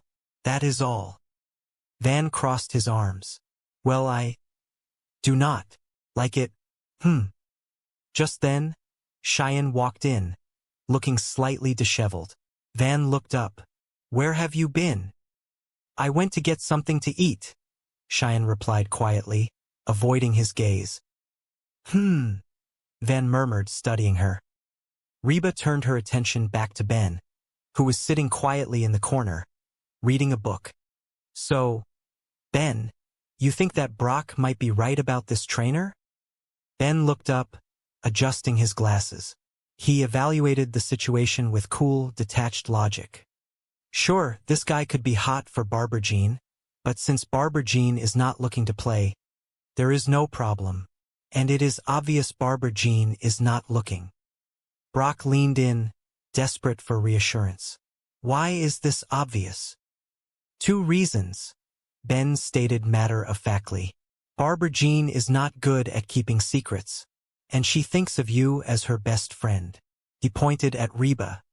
"If she were fooling around with this guy, she would be constantly talking about him to you. Heck, she would probably even want you to meet him." The room fell silent. Reba slowly turned to look at Brock. The memory of Barbara Jean begging her to meet Jordan earlier that morning hung heavy in the air. "Meet him," Reba whispered. "Oh!" She jumped up from the sofa, grabbing her purse. Brock looked startled. "Where are you going?" Go down to the gym with the rest of the wackos, Reba declared, marching toward the front door. Brock stood up, a massive grin spreading across his face. All right, well, keep those arms a-swinging. The atmosphere inside the fitness center was completely alien to Reba. It smelled heavily of citrus cleaner and exertion. Loud, rhythmic music pulsed from hidden speakers, and everywhere she looked, beautiful. Incredibly fit people were lifting, running, and stretching. She felt entirely out of place in her casual clothes, acutely aware of every flaw she possessed. Man, there is a lot of beautiful people around here, she muttered to herself as she walked past a row of treadmills. You should see them naked in the shower. She shuddered slightly at the thought. She scanned the vast room until she spotted a familiar, brightly colored workout outfit. It was Barbara Jean standing next to a tall, impossibly muscular man with perfectly styled hair and a blindingly white smile. Reba took a deep breath and approached them. Hey! Barbara Jean spun around, her face lighting up with genuine delight. Oh hey Reba, you came. Yeah, Reba said, offering a tight smile. The tall man stepped forward, extending a hand that looked like it could crush a bowling ball. Jordan, hey! Reba looked at his hand, then up at his flawless face. Ready to start, Barbara Jean? Jordan asked, turning his attention back to his client. Yeah, Barbara Jean nodded eagerly. Jordan stepped back, admiring her. Hey, you look great in that outfit. Barbara Jean giggled, blushing deeply. Oh, well, you know, the other woman is getting kind of baggy. Can you believe her? She did the impossible. She lost all that weight and kept these fellas. Oh. She gestured dramatically to her chest. Reba felt a profound wave of discomfort wash over her. She cleared her throat loudly. Okay, Jordan, this is my friend, Reba. Jordan turned back to Reba, flashing that perfect smile again. Hey, I am Jordan. I am Reba, she replied tersely. So, you going to join us, Reba? Jordan asked, his tone unfailingly cheerful and encouraging. Reba took a step back, her hands raised defensively. Oh, I do not know. I just think that me and my fellows will just watch for a while. Jordan shook his head, placing a gentle, guiding hand on her shoulder. Well, Reba, you are not going to get into shape by just watching. You need to sweat a little. Yeah, but you guys got to understand, Reba stammered, feeling incredibly intimidated. It has been a while since I have been in a gym like this, and I do not think. Hello, there, Jordan suddenly called out, directing his attention back to Barbara Jean, who had dropped into an incredibly complex stretching position on the floor. Barbara Jean, you really are getting limber. Remember when you could not put your leg over my head? Reba's eyes widened in sheer horror. She stared at the two of them, trying to process the words she had just heard. Remember when I did not want to? Barbara Jean laughed brightly. Reba felt her heart start to pound. She stepped closer, her voice tight with panic and suspicion. Is that legal? I mean, necessary? Jordan looked at Reba as if she had asked a very silly question. It is critical to stretch the muscles out before you exercise them, he explained patiently. Yeah, otherwise you could really hurt something. He turned back to Barbara Jean, who was now lying flat on a mat. Turn over. Barbara Jean happily complied. Reba, you need to watch this one, she called out over her shoulder. This one is my favorite. Reba watched in mounting horror as Jordan knelt beside Barbara Jean, placing his hands firmly on her shoulders and pressing down while pulling her arms back. All right, Jordan said calmly. Now this gives a good stretch to the back and chest muscles. Really should do this once a day. Barbara Jean let out a loud, dramatic sigh of pleasure. Oh, I would do it all day if I could. Reba could not take it anymore. The heat in the room suddenly felt oppressive. She tugged at the collar of her shirt, Is this one of these gyms that has the heat on real high? I am sweating. Okay, Jordan announced, standing up and clapping his hands together. Oh wow, time for some weightlifting. Reba let out a massive sigh of relief. Oh good, that is enough of that stretching. Hello. Jordan led Barbara Jean over to a bench press. Reba followed at a safe distance, watching as Jordan helped her settle onto the bench. Okay, knock this out, Jordan encouraged her. Yeah, okay. All right, Barbara Jean replied, gripping the bar. Reba watched for a few moments, the image of the intimate stretch an obnoxious level of self-assurance, and dramatically, shockingly slim. Reba stared, her jaw slightly slack. Yeah, thin as a stick, and dumb as one, Reba muttered under her breath, unable to stop the sarcastic defense mechanism from kicking in. Van, who had been quietly observing the chaos, let out a low whistle of astonishment. Yikes, what is eating Cooper grape? Look at that, they look like the number 10. Reba squeezed her eyes shut, desperately hoping this was a hallucination brought on by lack of sleep and too much pizza cheese. Oh, thank God it was just a nightmare. But the voice pierced through her momentary denial. You-hoo, I am here, and I am thin. Reba opened her eyes. The reality remained. And the nightmare continues, she whispered to herself. Barbara Jean practically floated into the room, humming a tune that sounded suspiciously like a motivational anthem. My roots are planted in the past, though my life is changing fast. Who I am is who I want to be.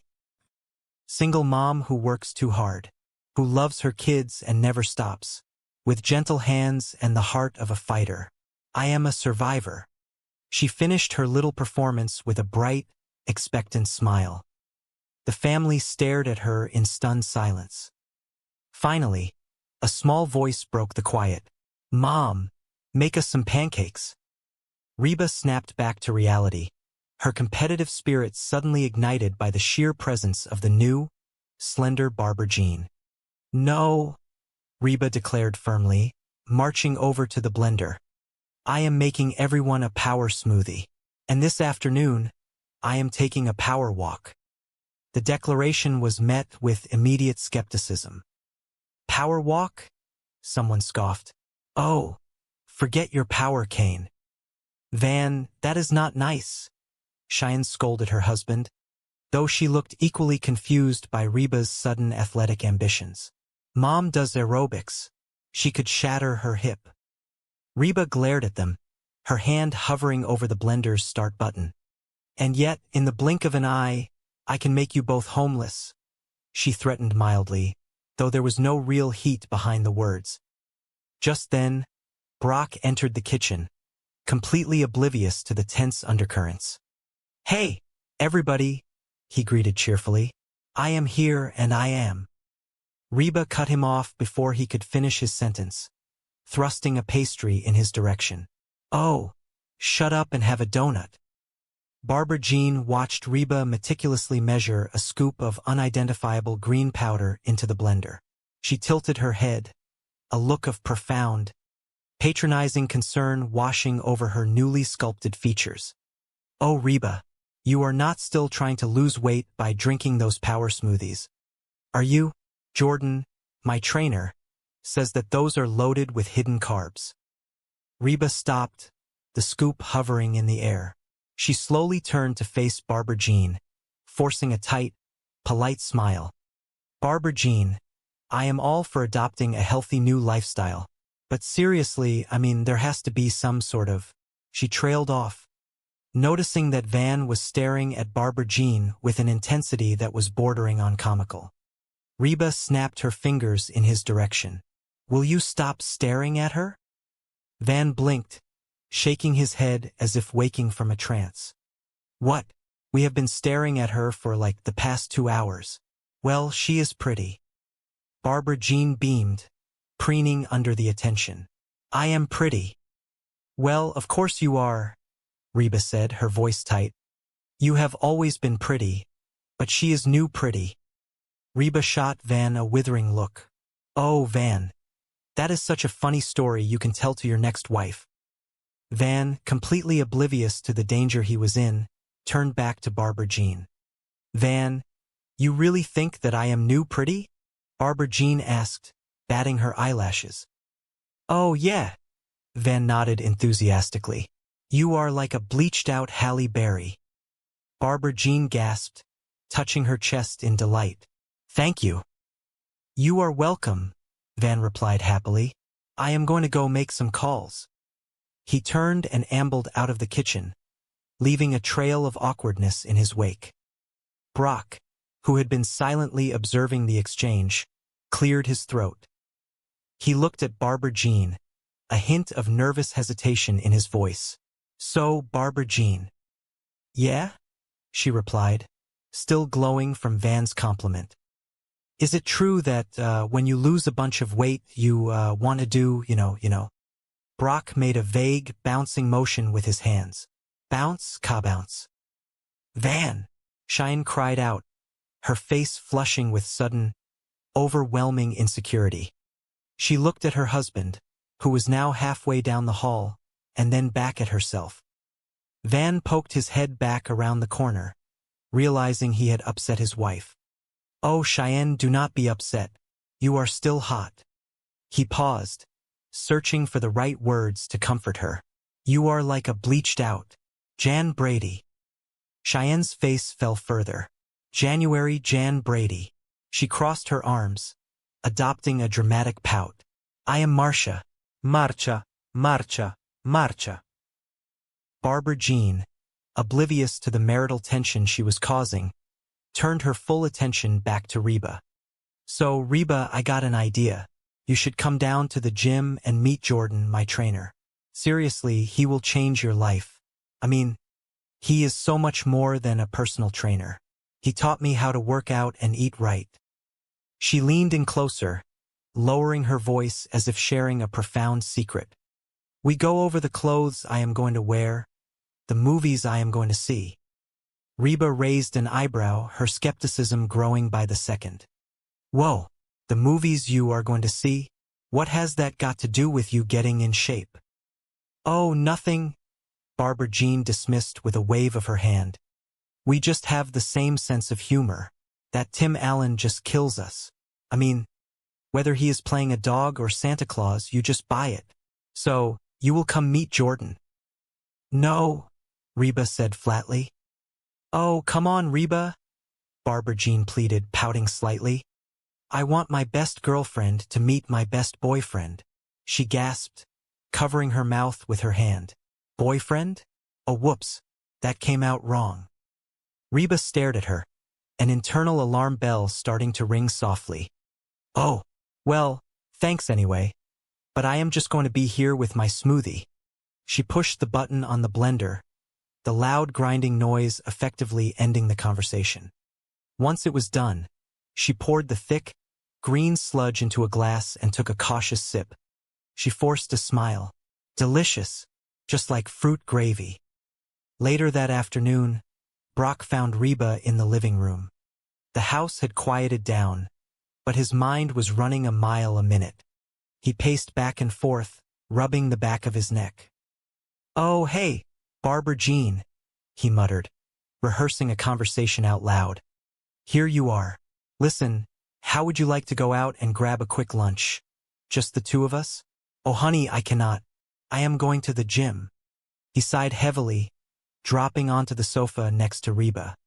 Well, cannot you skip it just this once? Come on.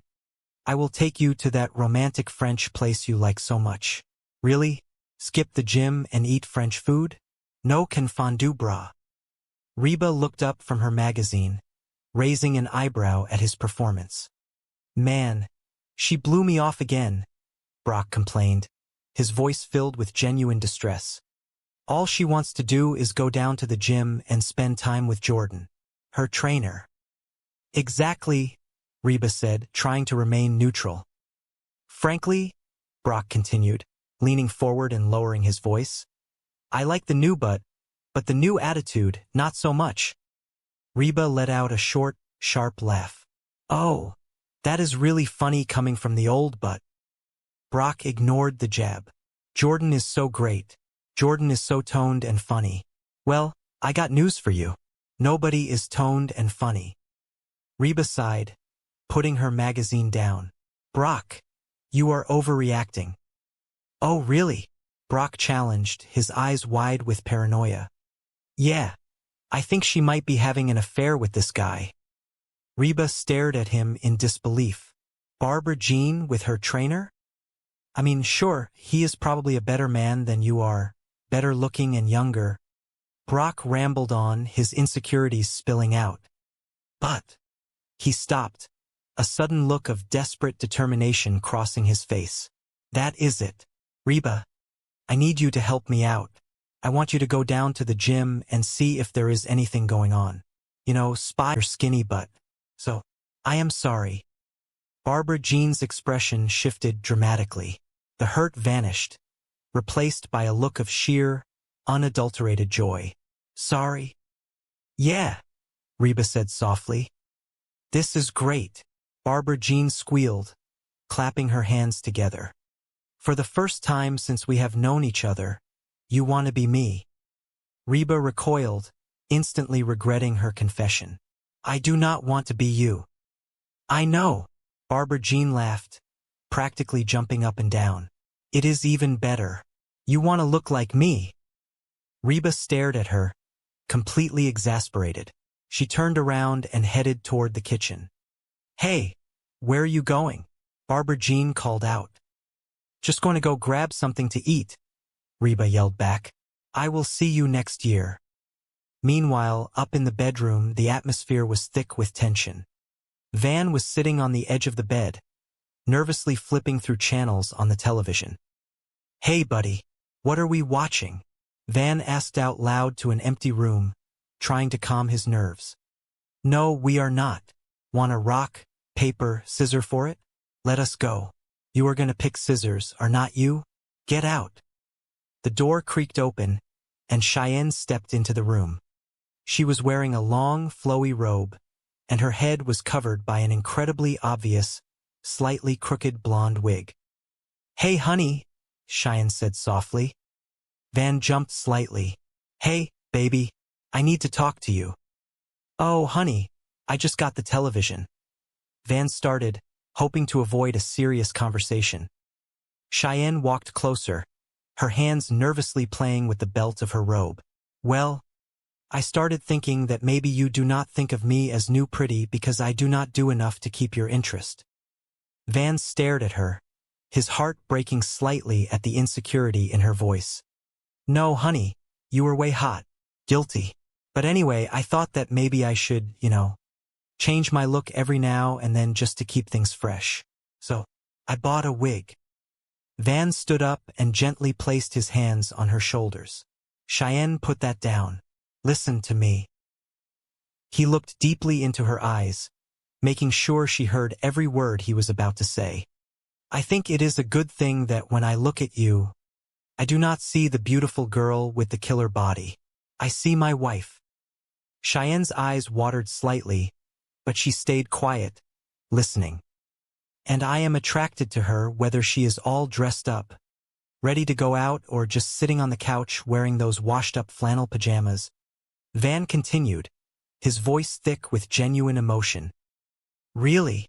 Cheyenne whispered. Yeah, Van smiled softly. You are beautiful to me because of who you are. Cheyenne let out a small, self-deprecating laugh. I feel kind of stupid. Van pulled her into a warm, tight embrace.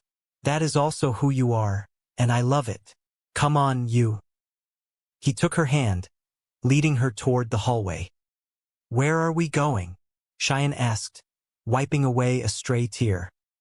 Oh, we are going upstairs, Van announced confidently. Cheyenne stopped, pulling back slightly with a confused smile.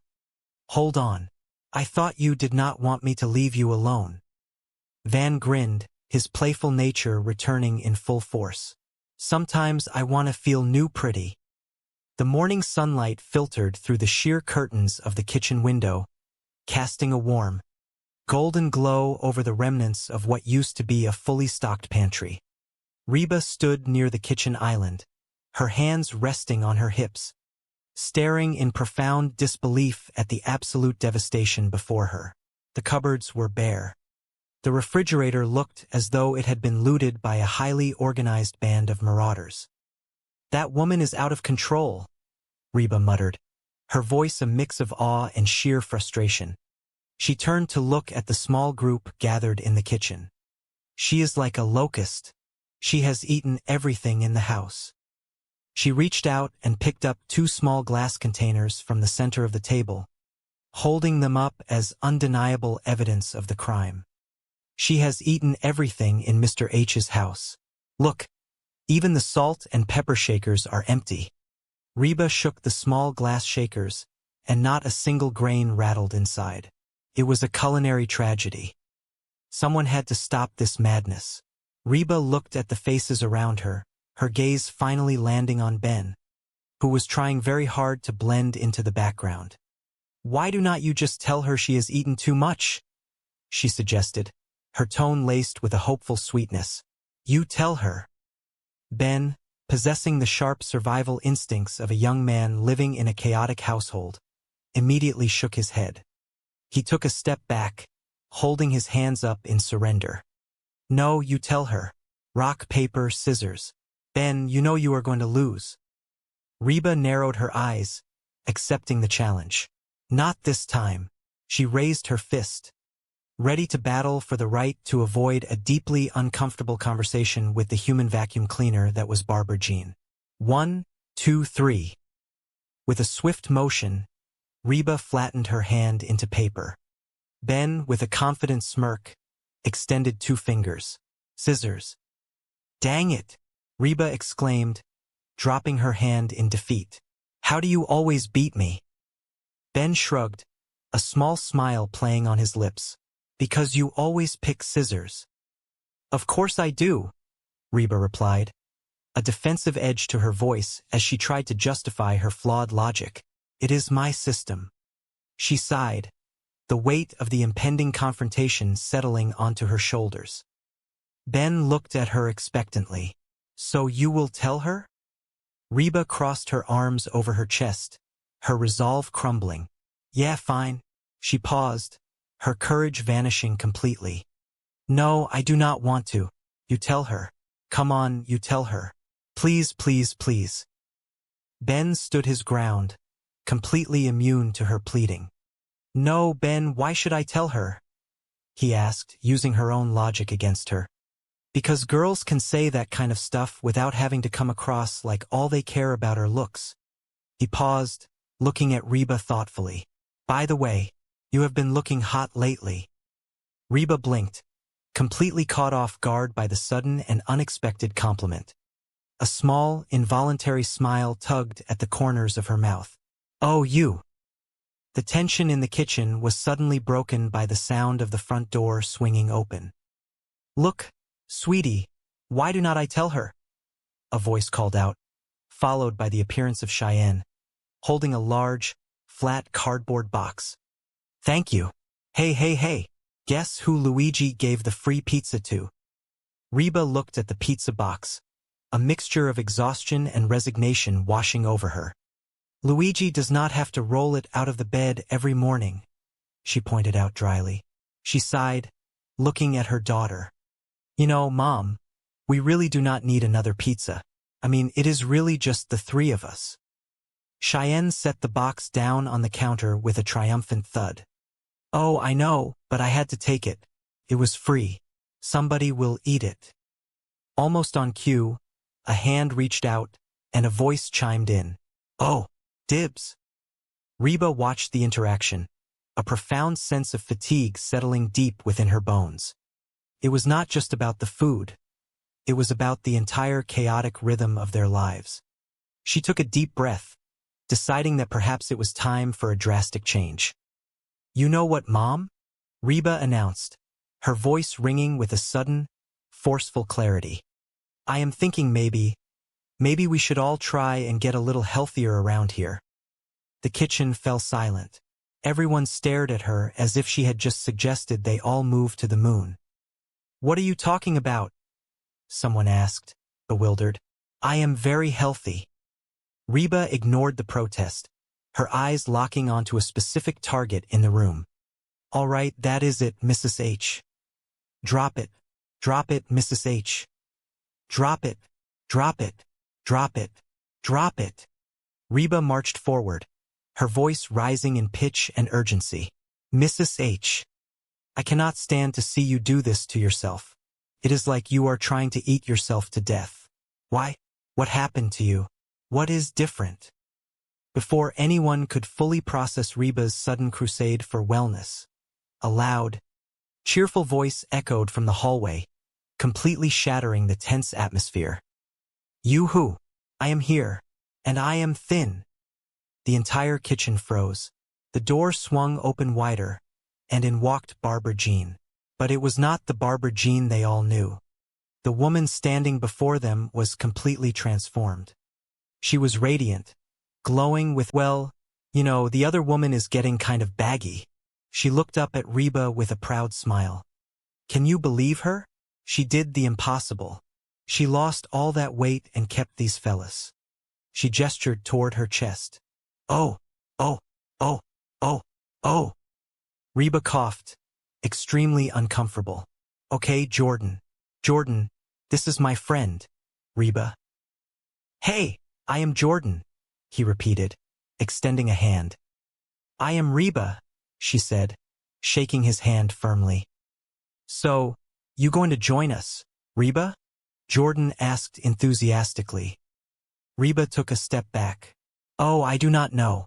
I just think that me and my fellows will just watch for a while.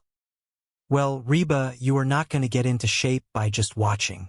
You need to sweat a little, Jordan encouraged. Yeah, but you guys have to understand, it has been a while since I have been in a gym like this, and I do not think. Before Reba could finish her excuse, Jordan moved back to Barbara Jean. Hello, there, Barbara Jean, you really are getting limber. Reba watched in shock as Jordan helped Barbara Jean stretch. The positions were incredibly intimate. Barbara Jean's leg was pulled high, wrapping dangerously close to Jordan's shoulder. Reba's eyes widened. Remember when you could not put your leg over my head? Jordan asked cheerfully. Remember when I did not want to? Barbara Jean laughed. Reba stumbled forward, her protective instincts battling her sense of propriety. Is that legal? I mean, necessary?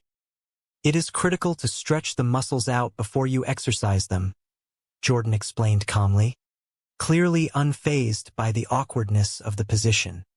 Yeah, otherwise you could really hurt something. He tapped Barbara Jean's shoulder. Turn over. Barbara Jean flipped onto her stomach. Reba, you need to watch this one. This one is my favorite. Jordan knelt over her, grasping her arms and pulling them backward. All right, now, this gives a good stretch to the back and chest muscles. Really should do this once a day. Oh, I would do it all day if I could, Barbara Jean sighed blissfully. Reba felt her face grow hot. This was far too much. You know, is this one of these gyms that has the heat on real high? I am sweating. Jordan released Barbara Jean and clapped his hands together. Okay. Oh wow.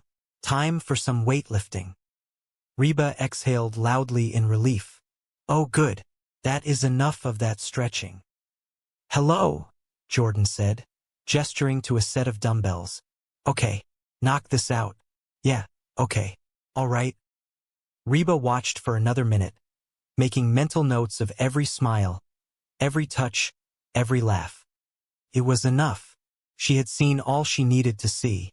You know, I think I have seen enough. Barbara Jean looked disappointed. So, what do you think? You have any interest in getting a personal trainer? Only if he takes me out to dinner first, Reba replied sharply. Are you sure, Reba? Barbara Jean pressed. Seriously, this is one of the best relationships I have ever had. Reba bit her tongue, suppressing a gasp. Oh, I think Jordan has his hands full with you. Oh, you are a beginner, Reba? Jordan chimed in. You will start with ... A woman the size of a professional linebacker stepped out from behind a weight rack. She cracked her knuckles, a terrifying grin on her face. Yeah. Jordan gestured toward Reba. This is Reba. She seems a little tense. I would spend some extra time on the stretching. Dot cracked her neck. Hey, get down there. Reba did not wait to say goodbye. She turned and practically sprinted out of the gym. By the time Reba returned to the house, Brock was pacing holes into the living room carpet. The moment she walked through the door, he pounced. So, did you see him? What is he like? Is he little? Could I take him? Brock fired off the questions without taking a breath. Reba held up a hand to stop him. He is big, but he is not as big as Dot. So, what do you think? Is there something going on there? Brock demanded, his voice trembling with fear. Reba hesitated. She wanted to give him peace of mind, but she could not lie about what she had witnessed. Look, Brock, I was hoping that I could go down to the gym and check things out and come back and tell you that there is nothing to worry about. But that is it, Brock groaned, burying his face in his hands. Reba, come on, he pleaded, begging for details. Okay, Reba side. I do not know if they are having an affair or not, but if they keep working out like that, they might be having a baby. Brock's face turned completely white. Man, I knew there was something going on. Just as the words left his mouth, the front door opened. Barbara Jean breezed into the house, looking refreshed and energized. Hey, everybody. I am here and I am saying, well, oh hi, honey. Brock stood up straight, his face turning red with anger. Do not you hi honey me. Barbara Jean stopped, confused. What are you talking about? Oh man, Brock exploded. Did you honestly think that I would not find out about you and Jordan? Barbara Jean's eyes widened in genuine shock. What? We were working out. It was perfectly innocent. Brock turned to Reba. Reba, tell him what you saw. Reba took a step backward, desperately wishing she could sink through the floorboards. I do not want to get involved. She said you are having an affair, Brock accused, pointing an angry finger at his wife. Barbara Jean looked incredibly offended. Any more than I already am. Okay, Jordan and I are not having an affair. He is gay. The living room fell into an abrupt, stunned silence. Brock blinked, his arm dropping to his side. What? Barbara Jean turned to Reba, her hands on her hips.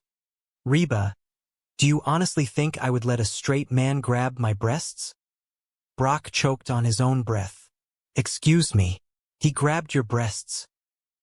He is gay, Barbara Jean repeated, speaking slowly as if addressing a small child. He was not touching them.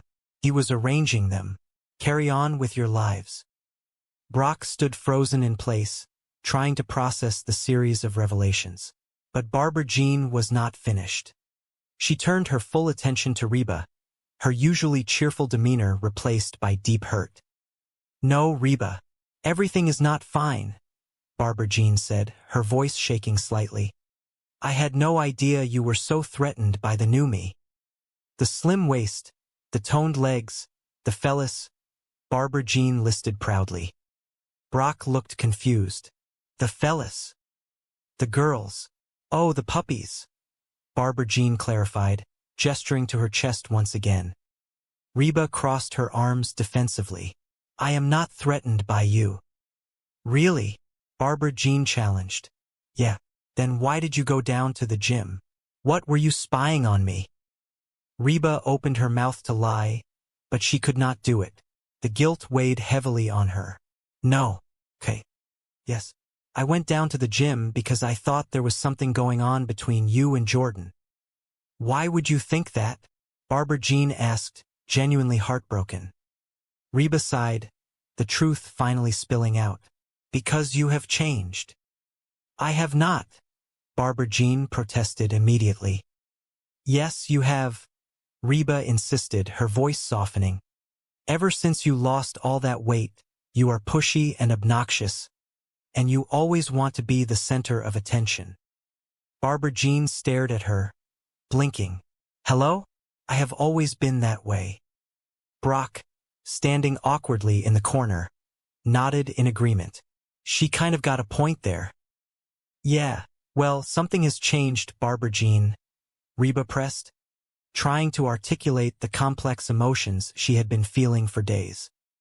Yeah, Barbara Jean countered softly.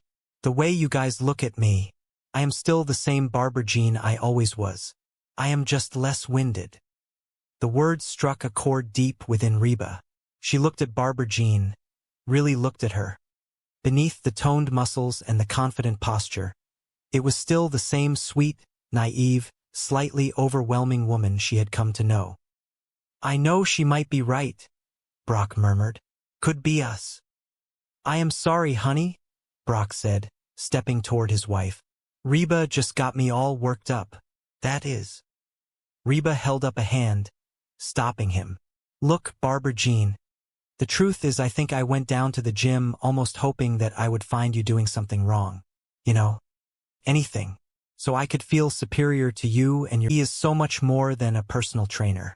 He taught me how to work out and eat right. We go over the clothes I am going to wear, the movies I am going to see.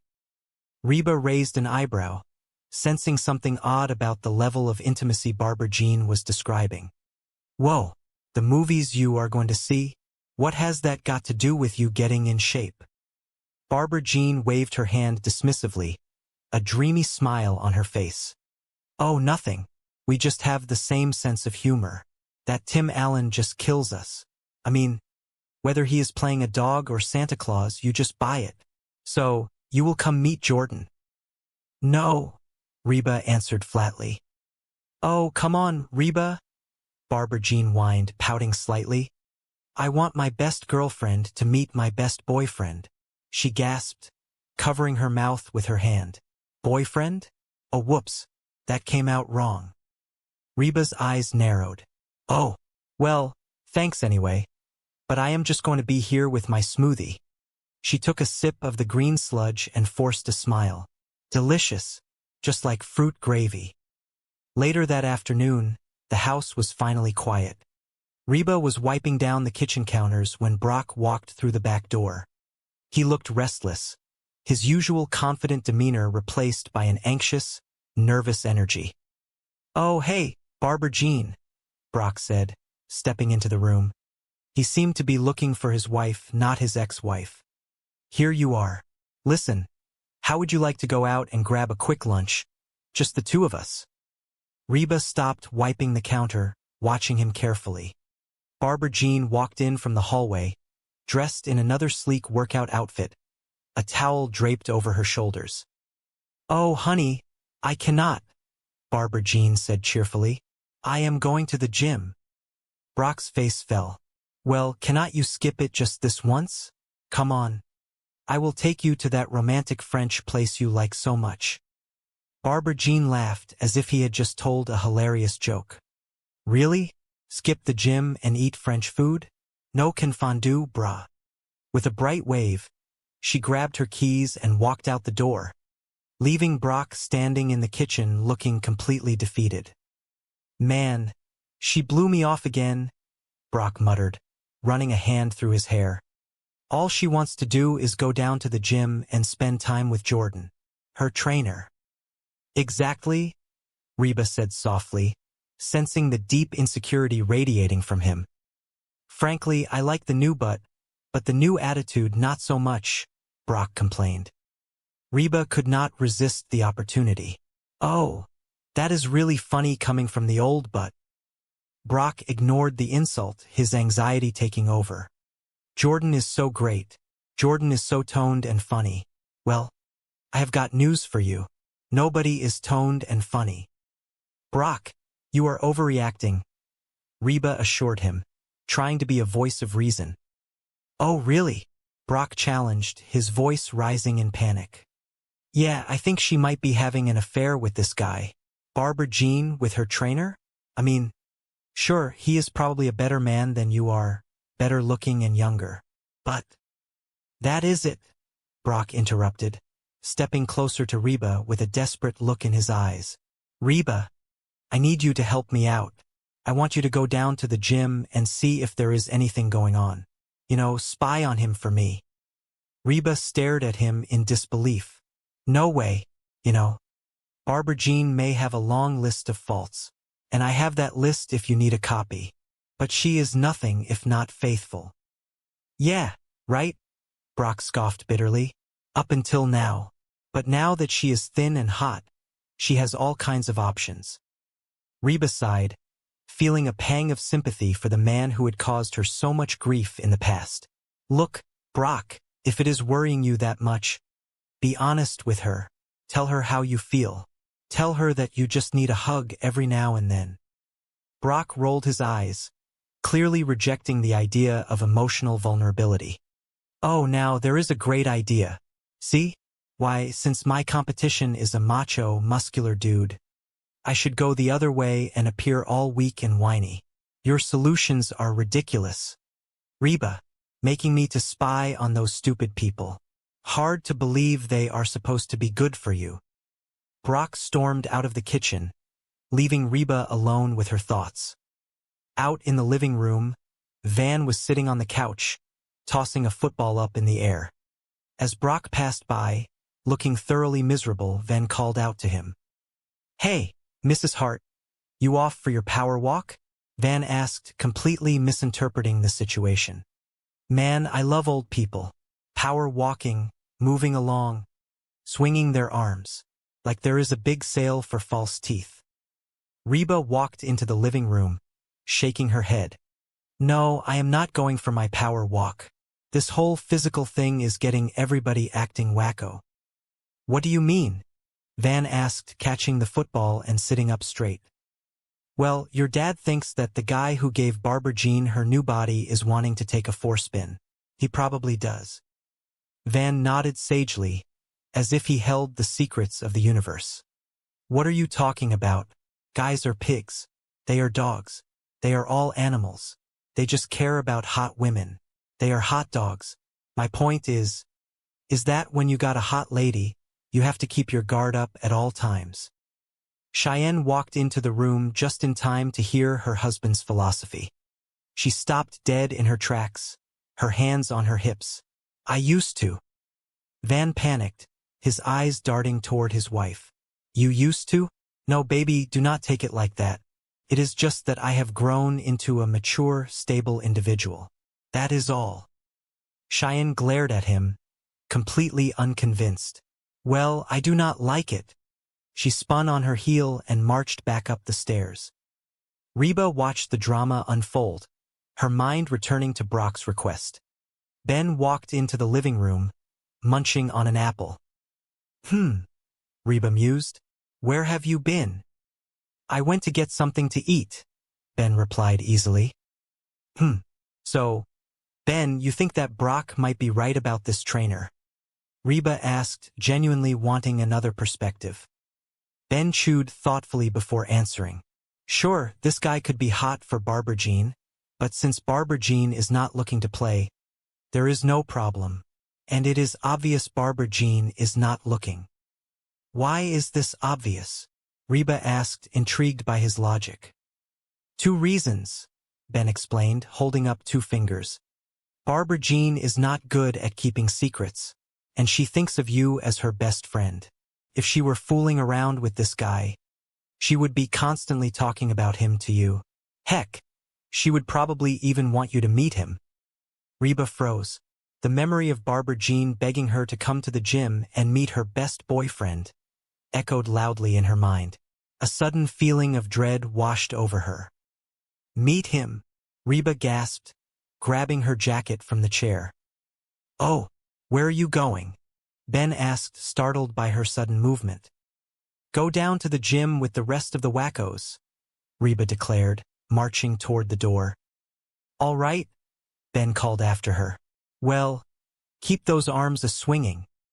The local athletic club was an intimidating fortress of chrome, mirrors, and aggressively upbeat electronic music. The air smelled of sweat, rubber, and expensive cologne. Reba stepped through the glass doors, feeling entirely out of place in her casual denim jacket and jeans amidst a sea of spandex and perfectly sculpted muscles. She wandered through the rows of treadmills and weight benches, keeping a low profile. As she scanned the room, she finally spotted them in the far corner, near the floor mats. "Oh, hey, Reba," a voice called out. Reba jumped, realizing Barbara Jean had spotted her.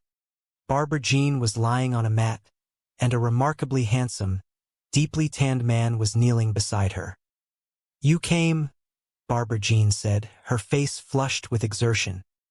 "Yeah," Reba said, approaching them slowly, her eyes darting around the room to avoid looking directly at the attractive man. "Man, there is a lot of beautiful people around here. You should see them naked in the shower." The man stood up, wiping his brow with a towel. He offered Reba a bright, perfect smile. "Hey, Jordan." "Hey," Reba replied, feeling slightly overwhelmed by his sheer physical presence.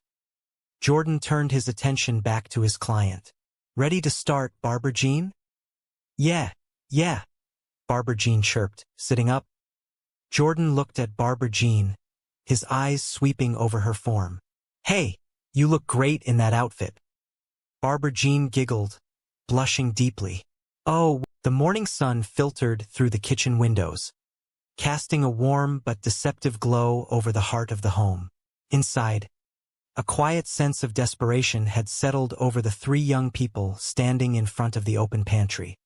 The shelves, usually lined with an abundance of snacks, cereals, and canned goods, were entirely barren. Cheyenne let out a long, exhausted sigh, shaking her head as she stared into the empty space. "That woman is out of control," she declared, her voice laced with disbelief. "She is like a locust. She has eaten everything in the house." Van, standing beside her, picked up the glass salt shaker from the counter, turning it upside down. Not a single grain fell out. He reached for the pepper shaker, finding the same dismal result. "She has eaten everything in the house of Mr. Hart," Van said, his eyes wide with a mixture of awe and horror. "Look, even the salt and pepper shakers are empty. Why do you not just tell her she has eaten too much?" Cheyenne crossed her arms, shifting her weight. "You tell her." Van immediately took a step back, holding his hands up in surrender. "No, you tell her." He paused, looking between Cheyenne and her younger brother, Ben. "Rock, paper, scissors. Ben, you know you are going to lose." Ben squared his shoulders, determined to break his losing streak. "Not this time," he said confidently. 1, 2, 3. They threw their hands out. Van held out a flat hand for paper, while Ben produced 2 fingers for scissors. Wait, no. Ben had chosen rock and Van had chosen paper. Ben groaned loudly, dropping his head back. "Dang it! How do you always beat me?" "Because you always pick scissors," Van said with a smug smile. "Of course I do," Ben argued, defending his flawed logic. "It is my system, so you will tell her?" Cheyenne looked at her husband with pleading eyes. "Yeah, fine. No, I do not want to. You tell her." "Come on, you tell her," Van begged, his tough athletic exterior melting into panic. "Please, please, please." "No, Van, why should I tell her?" Cheyenne asked. "Because girls can say that kind of stuff without having to come across like all they care about are looks," Van explained, nodding as if his reasoning was flawless. He then offered his wife a charming, appreciative smile. "By the way, you have been looking hot lately." Cheyenne could not help but smile, a blush creeping up her cheeks. "Oh, you." Van stepped closer, wrapping an arm around her shoulders. "Look, sweetie, why do I not tell her?" "Thank you," Cheyenne replied, relieved that she had avoided the confrontation. Before they could finalize their plan, the back door swung open, and Reba marched into the kitchen, carrying a massive, flat cardboard box. Her presence instantly shifted the energy in the room. She was the matriarch, the anchor, the single mother who worked too hard, loved her children endlessly, and navigated the chaotic waters of her family with the heart of a fighter. "Hey, hey, hey," Reba announced, setting the box down on the kitchen island with a triumphant thud. "Guess who Luigi gave the free pizza to? Luigi does not have to roll it out of the bed every morning." Cheyenne looked at the greasy box and then at her mother, her expression flat. "You know, Mom, we really do not need another pizza. I mean, it is really just the three of us." "Oh, I know, but I had to take it. It was free," Reba reasoned, untying her jacket. "Somebody will eat it." "Oh, dibs," Van shouted, practically diving toward the box to claim his prize. Reba watched him, a sudden wave of self-reflection washing over her. She looked at the pizza, then at her family. "You know what, Mom?" Cheyenne started, echoing Reba's internal thoughts. "I am thinking maybe we should all try and get a little healthier around here." Reba bristled slightly, her defensive instincts kicking in. "What are you talking about? I am very healthy." Just then, Van began to aggressively chant at an imaginary figure by the door. "All right, that is it, Mrs. Hart. Drop it. Drop it. Mrs. Hart. Drop it. Drop it. Drop it. Mrs. Hart. I cannot stand to see you do this to yourself. It is like you are trying to eat yourself to death. Why? What happened to you?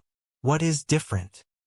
Before anyone could comprehend Van's bizarre performance, the front door burst open. A melodic, overly enthusiastic voice echoed through the hallway. "Yoo-hoo! I am here, and I am thin." Barbara Jean pranced into the kitchen, and the entire room fell dead silent. The woman who had once been known for her larger-than-life personality and equally large physical presence was completely transformed. She was wearing tight athletic clothing that highlighted a remarkably slim figure. She looked radiant, energetic, and completely different. Van blinked, his jaw dropping slightly. "Yeah, thin as a stick and dumb as one," he muttered, trying to process the visual change. "Yikes, what is eating Cooper grape? Look at that. They look like the number 10. Reba stared at the woman who had married her ex-husband. She closed her eyes tight, whispering to herself, "Oh, thank God it was just a nightmare." But as she opened her eyes, Barbara Jean was still standing there, striking a pose. "Yoo-hoo! I am here, and I am thin." Reba let out a heavy sigh. And the nightmare continues. The kitchen routine shifted drastically over the next few days. The scent of bacon and eggs was replaced by the harsh, metallic whir of the blender. "Mom, make us some pancakes," Ben pleaded one morning, staring sadly at the green concoction swirling in the glass pitcher. "No," Reba said firmly, pouring the thick liquid into a tall glass. "I am making everyone a power smoothie, and this afternoon, I am taking a power walk." Ben made a face. "Power walk? Oh, forget your power cane." Cheyenne swatted her brother's arm. "Van, that is not nice. Mom does aerobics. She could shatter her hip." Reba shot her daughter a withering glare. "And yet, in the blink of an eye, I can make you both homeless." The front door opened again, and the familiar, cheerful voice rang out. "Hey, everybody, I am here and I am." "Oh, shut up and have a donut," Reba snapped before Barbara Jean could even finish her sentence. Barbara Jean walked into the kitchen, looking completely unbothered by Reba's hostility. She was glowing, vibrating with a new, irritating level of confidence. "Oh, Reba, you are not still trying to lose weight by drinking those power smoothies, are you? Jordan, my trainer, says that those are loaded with hidden carbohydrates." Reba gripped the counter. "Barbara Jean, I am all for adopting a healthy new lifestyle, but seriously, I mean, there has to be some sort of limit." Reba stopped speaking as she noticed Van and Ben staring openly at Barbara Jean. "Will you stop staring at her?" Van blinked, snapping out of his trance. "What? We have been staring at her for, like, the past 2 hours." "Well, she is pretty," Ben stated matter-of-factly. Barbara Jean giggled, twirling a lock of her hair. I am pretty. Well, of course you are, Reba said, trying to maintain her patience. You have always been pretty, but she is new pretty.